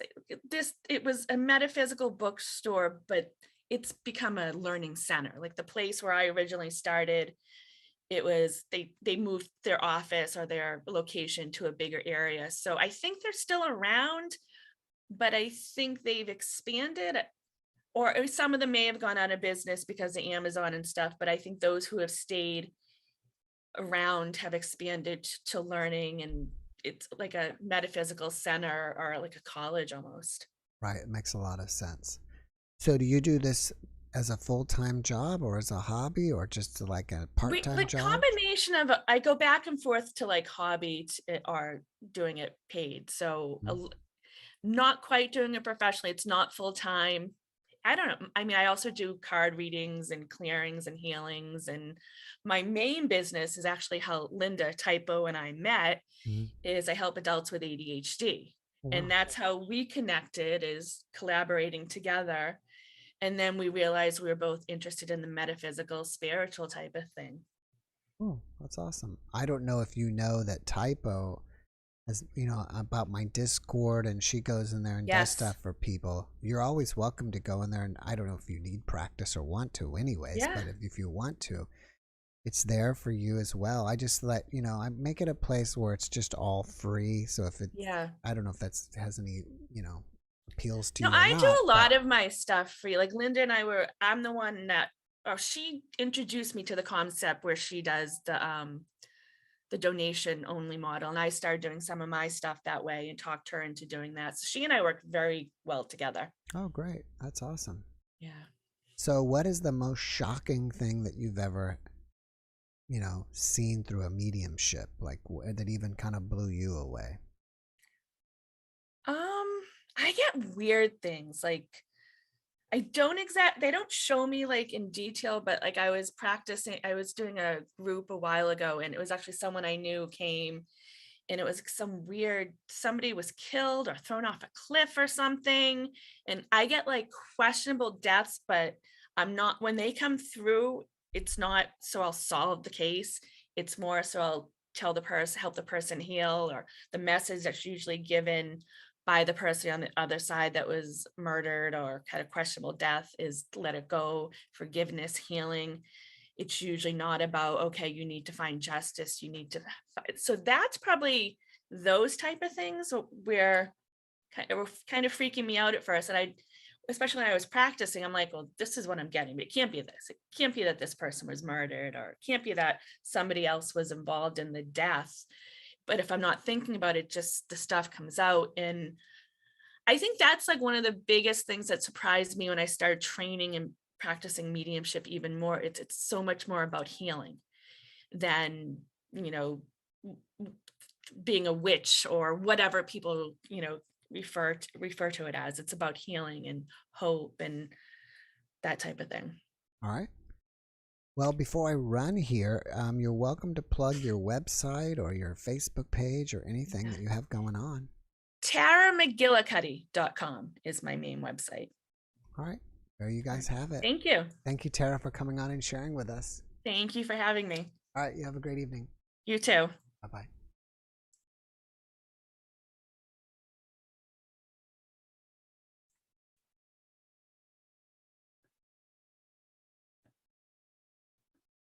All right. There we go. Again, I wish I had a button to just do that for me. Okay, so let's see if Galaxy A12 is ready this time. We'll check in with Galaxy real quick.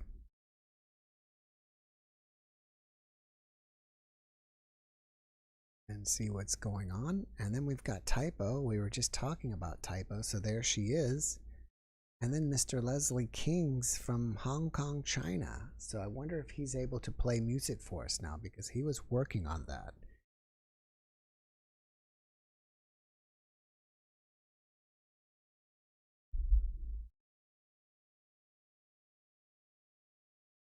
So let's see.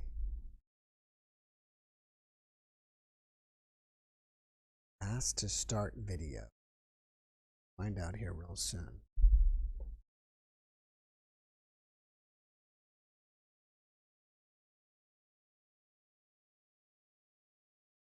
Oh, looks like it's going to happen.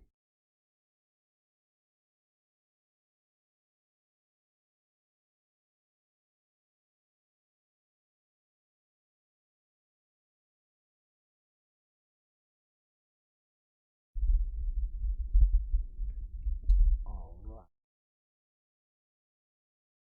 Card is over there, so I just have my printout there, but I'm okay. You have this card that was oh, this one's backwards anyways. Oh, she's gone. You remember that card that me? Birthday card. A hard version of this. It was like the one that looks like this. There it is. All right, there's my official one. I was gonna do this. Whoops, upside down. Waiting for sync audio. So Penny in the is she there? There she is. Penny made this for me. Waiting for your audio to sync.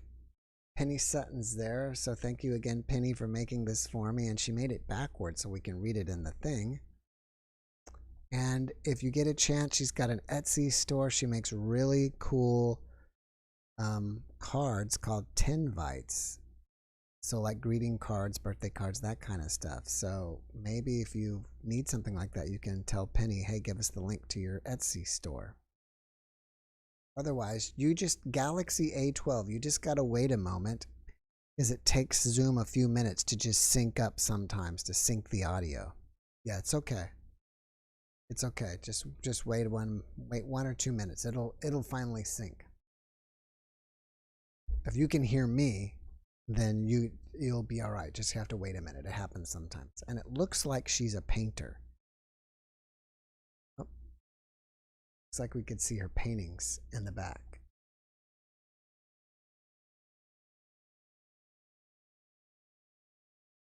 And almost there.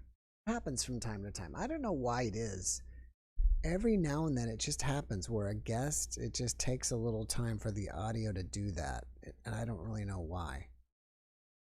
But just is what it is. So you just don't leave. Just stay right there. And again, I should probably put just wait 1 minute. Don't go.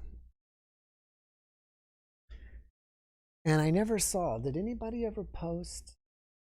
Did anybody post that they want to do the remote viewing thing again? They did. Can you find me an object? Last time we did this. Nah, because that's got to be on my desk for a week. Maybe you can find a simple shaped, you could put that one back. Simple shaped object that would, it's still kind of like what you would see on it. It's still kind of electronic. All right, we're still waiting. So we're still waiting on that. Just sometimes that's the way it is. And usually it should work. And I'm trying to hunt down an object for you guys to do your next remote viewing. She's out there looking for me. And if anybody knows how to make the audio sync faster, please let us know. But I think we're just at the mercy of Zoom to wait until they sync. Find something? Want to leave that on? All right, we got something here. I can't show you guys, but it's going to be week. And I'm still waiting for audio to sync.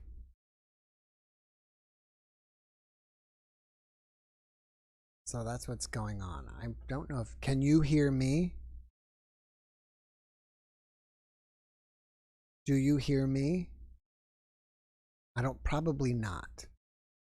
You should probably don't hear me. All right, so maybe what I should do is, because if I put her out of the room, we're still gonna have to wait for her audio to sync up again. And my last name on Facebook is Reynolds, Linda. If you want to friend me on Facebook, it's Jeffrey Reynolds. Or Jeff Reynolds, I think.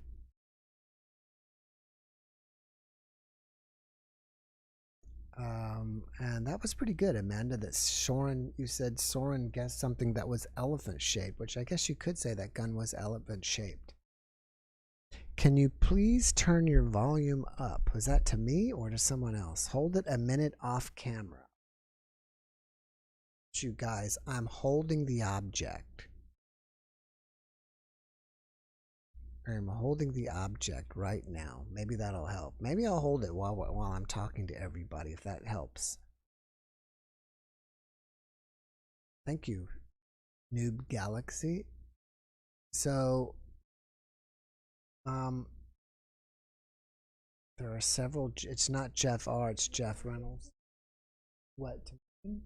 All right, Mara's gonna put the link to my personal one in the description if you want to find me. All right, maybe what I should do is I'm gonna put you back in the waiting room. Okay, I'm not kicking you out. I'm just putting you back in the waiting room, and let me bring someone else on so we can keep things kind of moving along. Hopefully you'll see this. Put back in waiting room.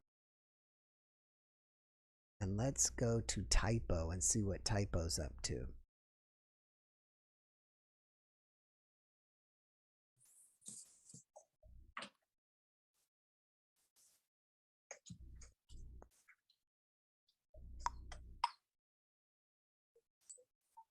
Hello, Typo. Hey there, how you doing? Great. Thanks for sharing your friend Tara with us. Oh, you're welcome. She is awesome. She is just awesome. I'm glad she finally called in. I mentioned it, I don't know, a few weeks back, so that's great. Good. I'm glad. If anyone wants a great medium, she's a really good person to call, honestly. Hey, you just mentioned audio settings. Yes, because every now and then a guest like this last one, sometimes when they come, it's like it takes like a few minutes, and sometimes it even says at the bottom of the Zoom screen, waiting for audio to sync, and then it's doing something, and then it finally syncs in. But this was really slow. I'm not sure what was going on. Do you have some answers for us? I'm just now learning to do Zoom, like with any kind of solid knowledge, but I did catch one this morning that the guy went through all of the settings behind Zoom to make it a really good audio and a very clear video. And I listened to it. You know how I usually listen once to just get an idea, and then I'll go back and be meticulous. Right. I'll send it to you in the morning, and then maybe it was very short, maybe 3 or 4 minutes in, you'll get the slide on it, and hopefully it'll work. All right, cool. Thanks. Yeah. So are you going to be in Discord tomorrow? Yes, I am. And last week I was a little late. I had to do an errand for other people, and I was a little late. So I just want to make it clear. I'm going to move it up in the day. I don't know. I'm willing to work if people have better time slots and they have a good suggestion. I'm totally willing to work with people and come up with another group session. So just let me know. I mean, if Sunday's not good because of whatever, I'm totally willing to move it. It was just an arbitrary date I picked. But yes, tomorrow, how about 3 to 4 Eastern time? And you guys let me know if it's too late or too early. Maybe people want to do it before Sunday dinner or that kind of thing. But I'm open to it. Yeah. I love it. All right. Fun. What are you doing there? Are you feeding the dog or something? I see you keep dropping stuff off to your side. I have this, you know how you have a little lap dog? Right. I have this this ridiculously lovely little lap dog that's like 7 or 8 inches tall. And I usually put cheese while I'm talking to people. I put cheese in a toilet paper roll and I close up the end, and he's good for like 15 minutes. He's thinking about how to get the cheese. But I was waiting for you and enjoying your call, listening to your show, and he broke into the toilet roll and he destroyed it. So now I have to just bug him with little make him chase the cheese. Oh, that's good. That's fun. Hey, you introduced me to my first oracle ever. I have never. Okay, yeah. That was great. Yeah, I didn't know about an oracle. You know, one of the best things about the podcast is honestly, I learn along with you guys. You know, a lot of and I actually have, over the last 2 years of doing this, I've learned a lot of stuff myself. So I felt like her podcast was like a great teaching or learning situation, for at least for me, if not everybody else. I mean, it seems very simplistic, but I never had somebody just simply put it down, what, the differences between channeler, oracles, mediums, as well as the different dimensions and densities. Absolutely. I absolutely enjoyed every bit of it because of that. She was really clear. She was easy to understand. I just loved it. And you just come up with such surprising, beautiful guests. Yeah. I just wanted to thank you. I really enjoyed it. And what is amazing is, I think she mentioned it during the podcast. Did she mention that doing this every day is not easy, as well as having guests every day. And at that day, a guest had alerted me that, it's not going to work out. And I had no guests that day. And I look on my Instagram, and she had said she wanted to be a guest. And I said, can you do it today? And she said yes. And it worked out perfectly. And so I'm almost at the level now, and it almost works every time, is if I just relax, surrender, and just kind of try to have a knowingness that I'm going to find a guest and not to worry about it, and somebody will show up. And it was kind of like that, and she showed up. That is fabulous. You're manifesting a streamline of interviews. Yeah, so it was really, really cool. And for people who are asking, the oracle was, I should know everybody's name. I probably didn't write her down because I didn't. It was. I didn't. I don't think I didn't write her down because I didn't have her on my. Yeah, I'll look it up too right now with you. Was her name on there? Kind of stuck. I can tell you guys who. It's terrible. Erin Grace. Erin Grace. Why did I not remember her? 597. Yes, 497 because. 497. Because I wish, and no offense to my guest today, because I wish I would have scheduled something extra, something for because today. No, it was Erin Grace, right? Grace, yeah. Today we were editing number 500, so our 500, our 500 podcast. But I didn't really have anything. I didn't specifically go out and find something that was to showcase. Hey, this is my 500 one. It's just another another guest. And probably it's even difficult to even schedule somebody to be like this 500 guest, because again, I can never always count on the guest being there. Sometimes they're legitimate. A lot of times they're legitimate. They just have to cancel. Sometimes I think people just change their mind or they're afraid. I mean, if you think of yourself as if you're a person out there thinking about coming on even right now and sharing, you might get cold feet. So maybe sometimes the guests get cold feet and change their mind, which is, I understand that. But there's no guarantee that I'm going to, if I would have scheduled you for, let's say, for my 500 guest, it's hard to put you in because 499 may not show up. You know what I mean? So how do I exactly get number 500? in. Yeah, right, right. Really tough. Whatever you are able to do, it's amazing. And I'm always surprised at the speed that you crank these out. You find them and you crank them out. Maybe you could even have a backup people that just say, I'm willing to be a backup person. And maybe on, they could put their stuff on Discord or something so that you have some open forum, not an email list that you have to track, Right. but somebody that says, you can call me, you know? Right. I agree with that, but I don't want to do that because I just want to give you guys something new every time. Although I do have guests return from time to time, and I just don't. I feel like it's just, I don't want to put I meant new people. I meant new people that new hear people. about it and want to contact you, but they just posting it to say, I'll be a full fill-in and I do this practice. Right. Yeah. Well, maybe I don't know if that was I'm always scheduling, so it's like I'm not booked up enough where I where I can just keep someone on standby. I mean, if someone wants to do it, I'm gonna schedule them anyways. Oh, nice to know. Nice to know. So I'm always, wonderful. Yeah, I'm still always scheduling. I mean, sometimes I'm full like 2 weeks out, and sometimes I'm kind of like, like for the next 2 weeks I have it mostly full. Got it. Well, the guy, what was the gentleman that split into, he knew everything. He didn't, what was that guy's name? That was yesterday's. Mark Bockstein?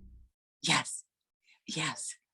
How fun was that? He was so casual and just telling his story, right? Yeah. It was great. For anyone that's curious, I mean, we have 200 people all interested in this topic as a standard.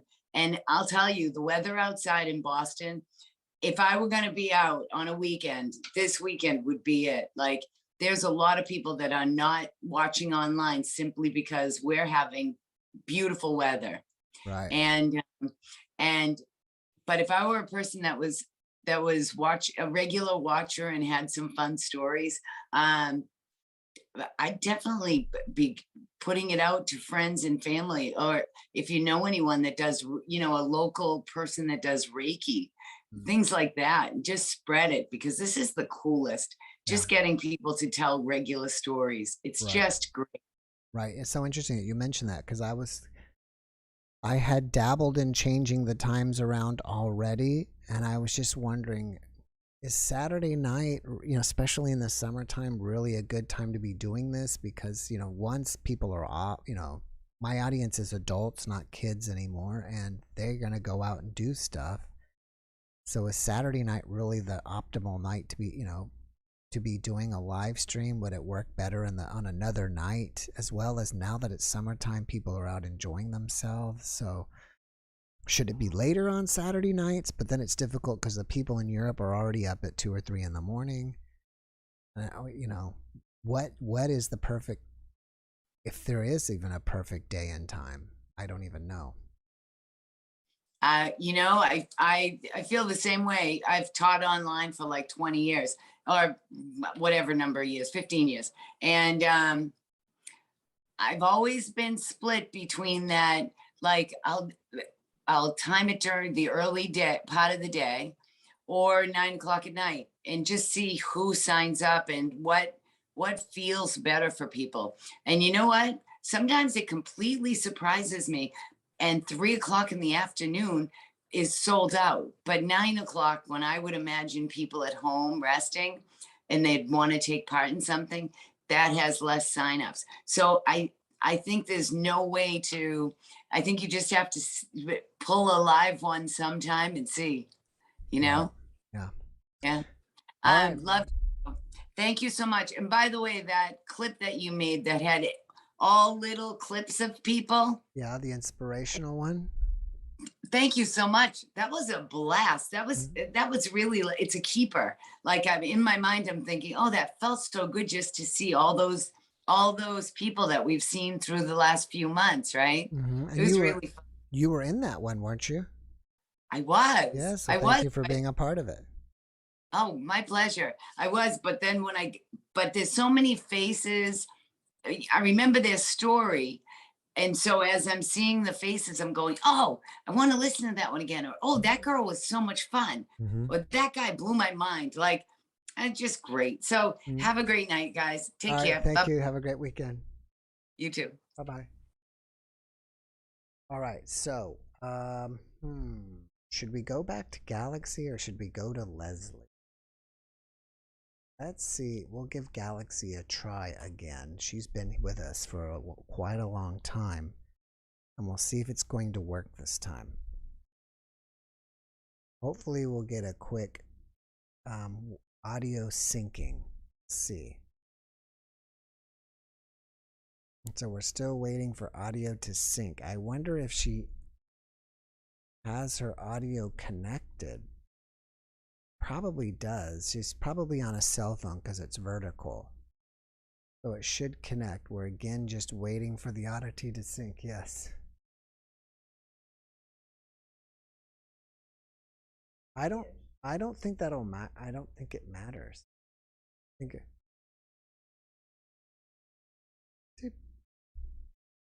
waiting for audio to sync. So we're still just waiting. Should go get chai, vanilla, or ice cream? That's what Luke is deciding. Should he get chai or ice cream? That is a great question. I would say go get the chai, Luke. That's what I would do. Because you have a common interview protocol, and especially that question, there's no end to the material for inspirational. You are right, Lisa. You are so right on that.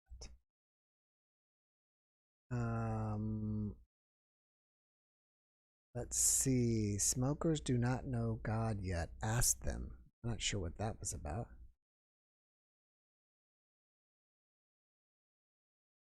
Okay, so she's still on her phone.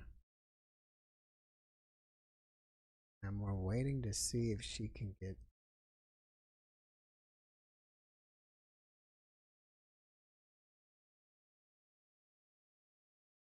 I wonder, it looks like you're with, if you're listening to me,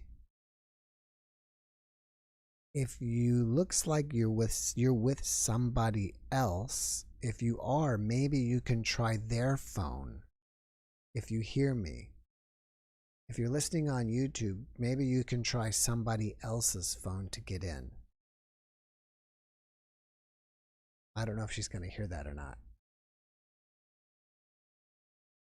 Thank you, Radio Free. And that was Mara's idea.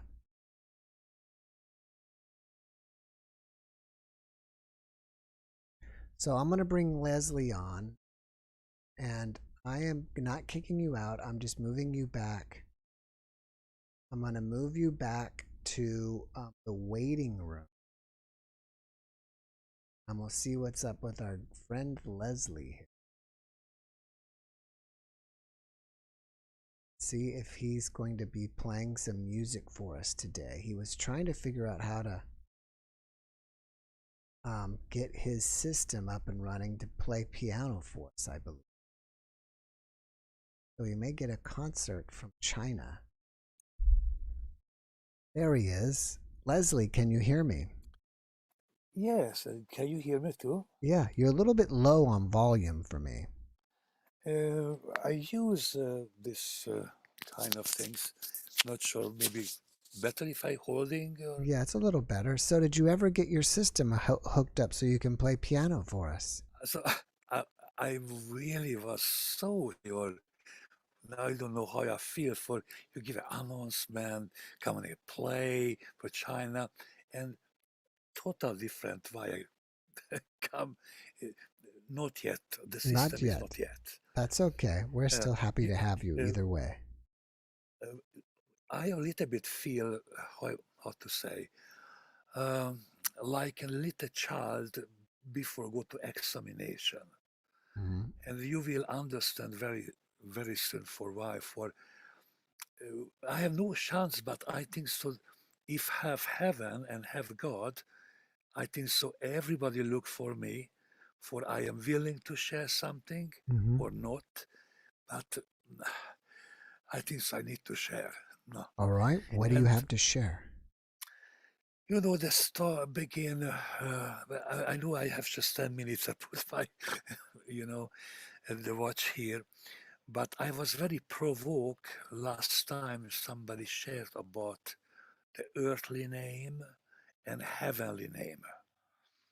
And when I heard about the heavenly name, I said to myself, look like I need to share something what is much more uh, important in my life and what given as a gift, so playing spiritual music, what will be when I put together the YouTube live stream, Zoom, GarageBand, and this black hole software. So, and we're working with the Chinese friends, for we like to be very serious and good stuff. But let's go back to the name. I'm first, I Christian and I saved or accepted Jesus 40 years ago exact. There was 23 of June 1982. And baptized in water after a few weeks and received speaking tongues. Not sure for who is charismatic and understand this, but speaking well tongues. And the God-given gift also, the prophecy and even the tongues interpretation. The speaking tongues and can interpret, prophesy to other people. Now, not this, what I will share, but have something behind all my life, what I feel like God decided something through me, for I love Him, and I really was blessed always in my life, for if I can do for Him. Maybe other people also be this blessing to asking such things, but I accept it. Probably already before I born, just I go through in my life now. So what happened after salvation, after knowing Jesus and start my Christian baby's time, I had possible to meet with a Hungarian prophet. Or today we can say channeling or writer prophet or whatever. This time even the church don't understand such gift, especially in a communist country when full of materialism. So she had really trouble about her gifts. But when first time I visited her, there was first sentence, oh, God is here. And we had a very close, wonderful connection. As she said, I get this writing gift, and she wrote many books, but she downloaded from heaven. And she said, I'm honestly not understand everything, but she's well prepared by the Bible principle. She know well the Bible verses. She know this is the Holy Spirit work in her life, but she don't understand many things. And I just said, oh, this is about the Bible here, and this is here. I was very fresh. I like to read the Bible, and I was not bigot religious background. That was very easy to interpret things, what basically God teaching through her. But not coming the message for me at just 10 minutes and short. She was praying tongues. And very interesting, for God called her Böje. As interesting name for Böje Moi is a Slavic word that means my God, Böje Moi. And interesting for she beautiful praying tongues in Slavish type of accent or mood. I don't know, we don't know exactly it's really a modern Slavish language or an old or just a heavenly language, but suddenly, and not coming close to my message today, what I need to deliver before I think so His will, Deo fiat mori. Deo fiat mori. Through tongues, through God's language, release this 3 words. Take it few years when understand completely, the Deo, everybody knows, means God. Dum, da da da da dum, da da da da dum, da da da da dum, pa pam. Excelsis Dio. It's a Greek word, Latin word, and it means God, and over 400 times in the New Testament can find in the original language. The fiat, I have no clue. But one day in Hungary, I get the medicine, and the doctor said, fiat, and wrote the medicine. And fiat, and wrote the medicine. And look at fiat, what is this? And he said, fiat means will be. Oh, let it be, will be. Okay, so Deo fiat. And Mori is a Jewish word, what means teacher or offering. Moria, can, knowing the Bible principle, a place of offering. And Mori is something teacher, and even a special teacher who is teaching privately. So God, let there be teaching. That was the three words what I understand until today. Maybe I have much more. And now coming at my heart is started pumping for is about sexual relationship. Oh, and I really, Jeff, look at all your podcasts to be, about searching. I wrote Christianity, searching sex, just for find anything about intimate relationship for this God put it together us in sexual, and between us, I think so was around 40 years different. Wow. And both of us, we said, no, God, no, not this. But finally was a beautiful merging about this wonderful spiritual experience. And after a few months, I already myself shared to this person for now, God give a revelation, and this is what God will say to you. That means exact I was merged together with the spiritual person, and was amazing. And we just felt that the examination, this part is finished. Now coming the a third, what is a top part. But God said, but no children. Of course, she was very old and no children. Jeff, under year, in a miraculously, as I don't share now for no time, born first Mori, who is living right now the seed, that means through me, go through Israel, and Mori is continue living in Israel. My son's name, who was Deo, it's with me, and we have wonderful family life. My wife is understand finally my calling, not Christian, therefore your podcast for me, just releasing the stones for, I am so crazy, so let's just put the crazy things here.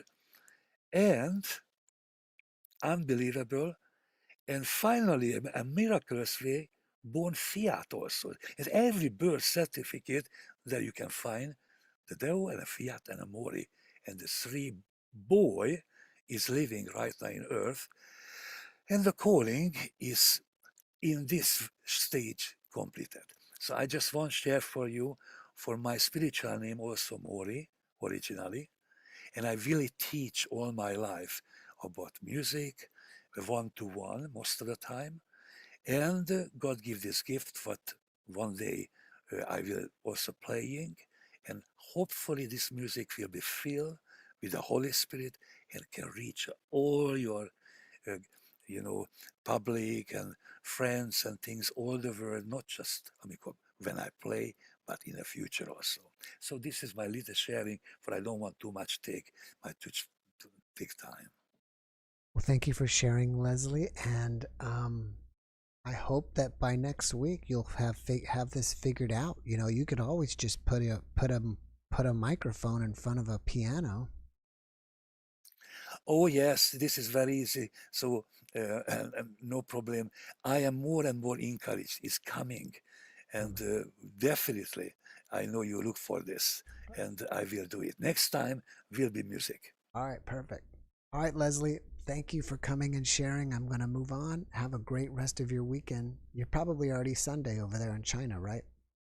Yes, it's really Sunday and morning, 10 o'clock and 13 minutes. All right, have a great rest. Okay. Have a See great you. rest God of your bless you. weekend.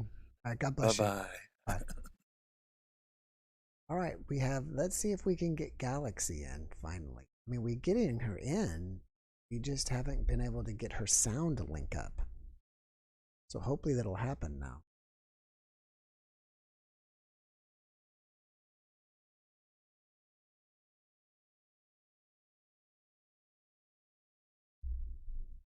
I don't know if she's actually watching on YouTube at the same time. But anyways, again, if you like NDEs only, I do have my second channel. I fixed problem. Awesome. All right, great. Good. I almost need like a notepad so we can write notes back and forth. Maybe I'll have to go buy something at the store so I can write it down and then show it. But if you like NDEs only and you don't know about this, I have in the description down below the link to my second channel. It's an NDE only channel. It's called JeffMara NDE Clips. And what I've been doing lately, and I've been so crazy busy. It's just hard to keep up with that channel. But I'm cutting out just the NDE only of the podcast, and usually they're 5 to 20 minutes long. It's just the guests doing their NDE. There's no intro, there's no outro. It's just the raw NDE, and that's it.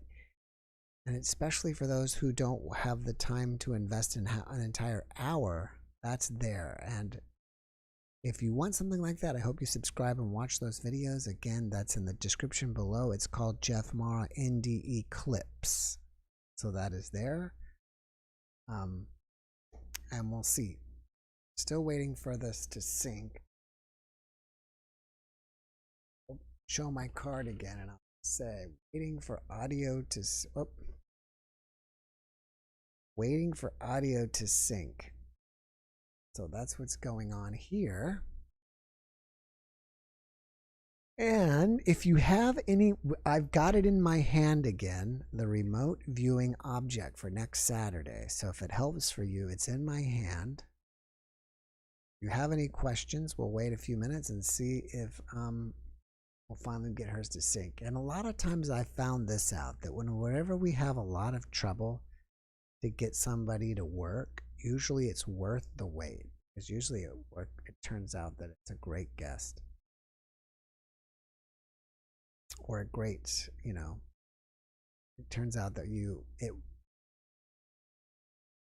it is like an NDE or something that it made it the wait, actually. Hopefully she'll be able to get it working. Let's see here. Just kind of looking through.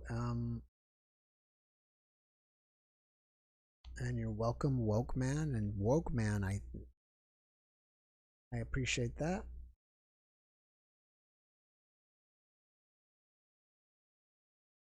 And I kind of wish I was in Boston right now. Today, it's just been crazy hot. Again, I think I was in my car a couple hours before I started the podcast, and it was showing 107 outside. So, gotta kind of maybe figure out. I've got to manifest myself a summer home somewhere up north where it's nice and cool, that I leave here for the summer and do my podcast up there where it's perfect outside.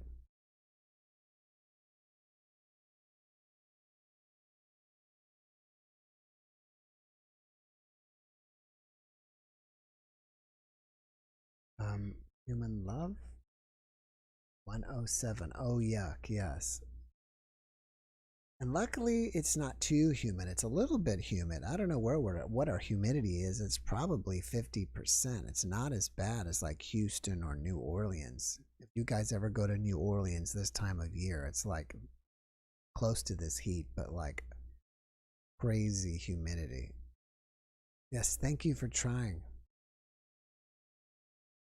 Thank you very for trying. Someone says Seattle. Yeah, I was in Seattle once at this time of year, and Seattle was amazing. I mean, actually, I was in Everett most of my time. If you probably know of that, whoever said that, Amanda, which is just north of Seattle, and I think it was like in the 50s in the morning, and the high of the day was around like 70 or 75, which is unbelievable. 80 in the UK, that's horrible. Wow, we would be super happy with 80. 75 and in there. Okay, well, I appreciate you trying, Galaxy. I'm sorry that it didn't work. Maybe you can practice with your friend or with somebody and see if you can figure it out between now and next week. 91 in where Noob is at, so it's hot there too. And yeah, we've gotten really bad. Seattle never got really bad. I don't know. I didn't live there. I just did the touristy stuff. I was taking a class in Everett for about a week to 10 days, and then I just kind of went down to Seattle. I think it was the first day. I just kind of flew in. I had some time to kill during the day, and I went down to, where the Pike Street area is, where they throw the fish around and that kind of stuff. And I think on my last day coming out, I may have spent a little time in the city. But it's a beautiful place. I feel like I would love living there. I mean, looks like, your trees are like Christmas trees, which are awesome. And the weather was amazing, at least in the summer. They say it rains a lot there. I don't know. I probably could handle rain. Austin's right up the street from us, and it's probably just as hot as we are, Studio LB.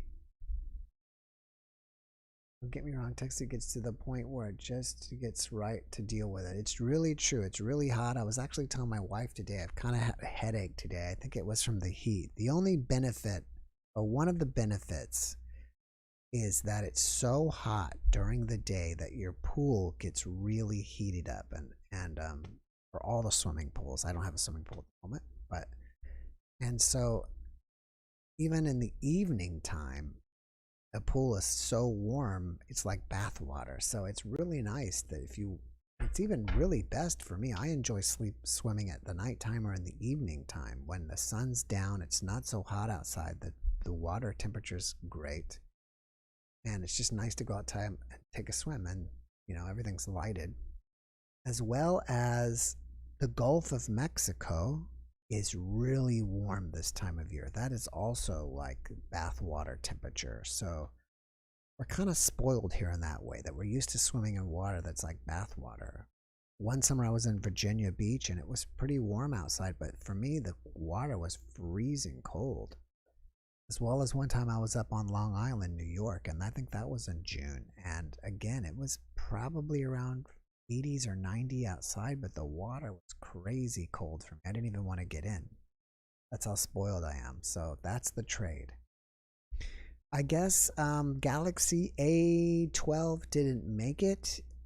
That's unfortunate. Hopefully she'll be able to make it next time. But thank you guys all so very much for coming here and spending time with me on your Saturday night. I appreciate you. And we hopefully will have a lot of great shows for you again coming up. So I appreciate you sticking around and watching, and I appreciate anybody who gave the super thanks as well. And I wish you all a great week. And take care. I love you guys, and God bless you. Good night.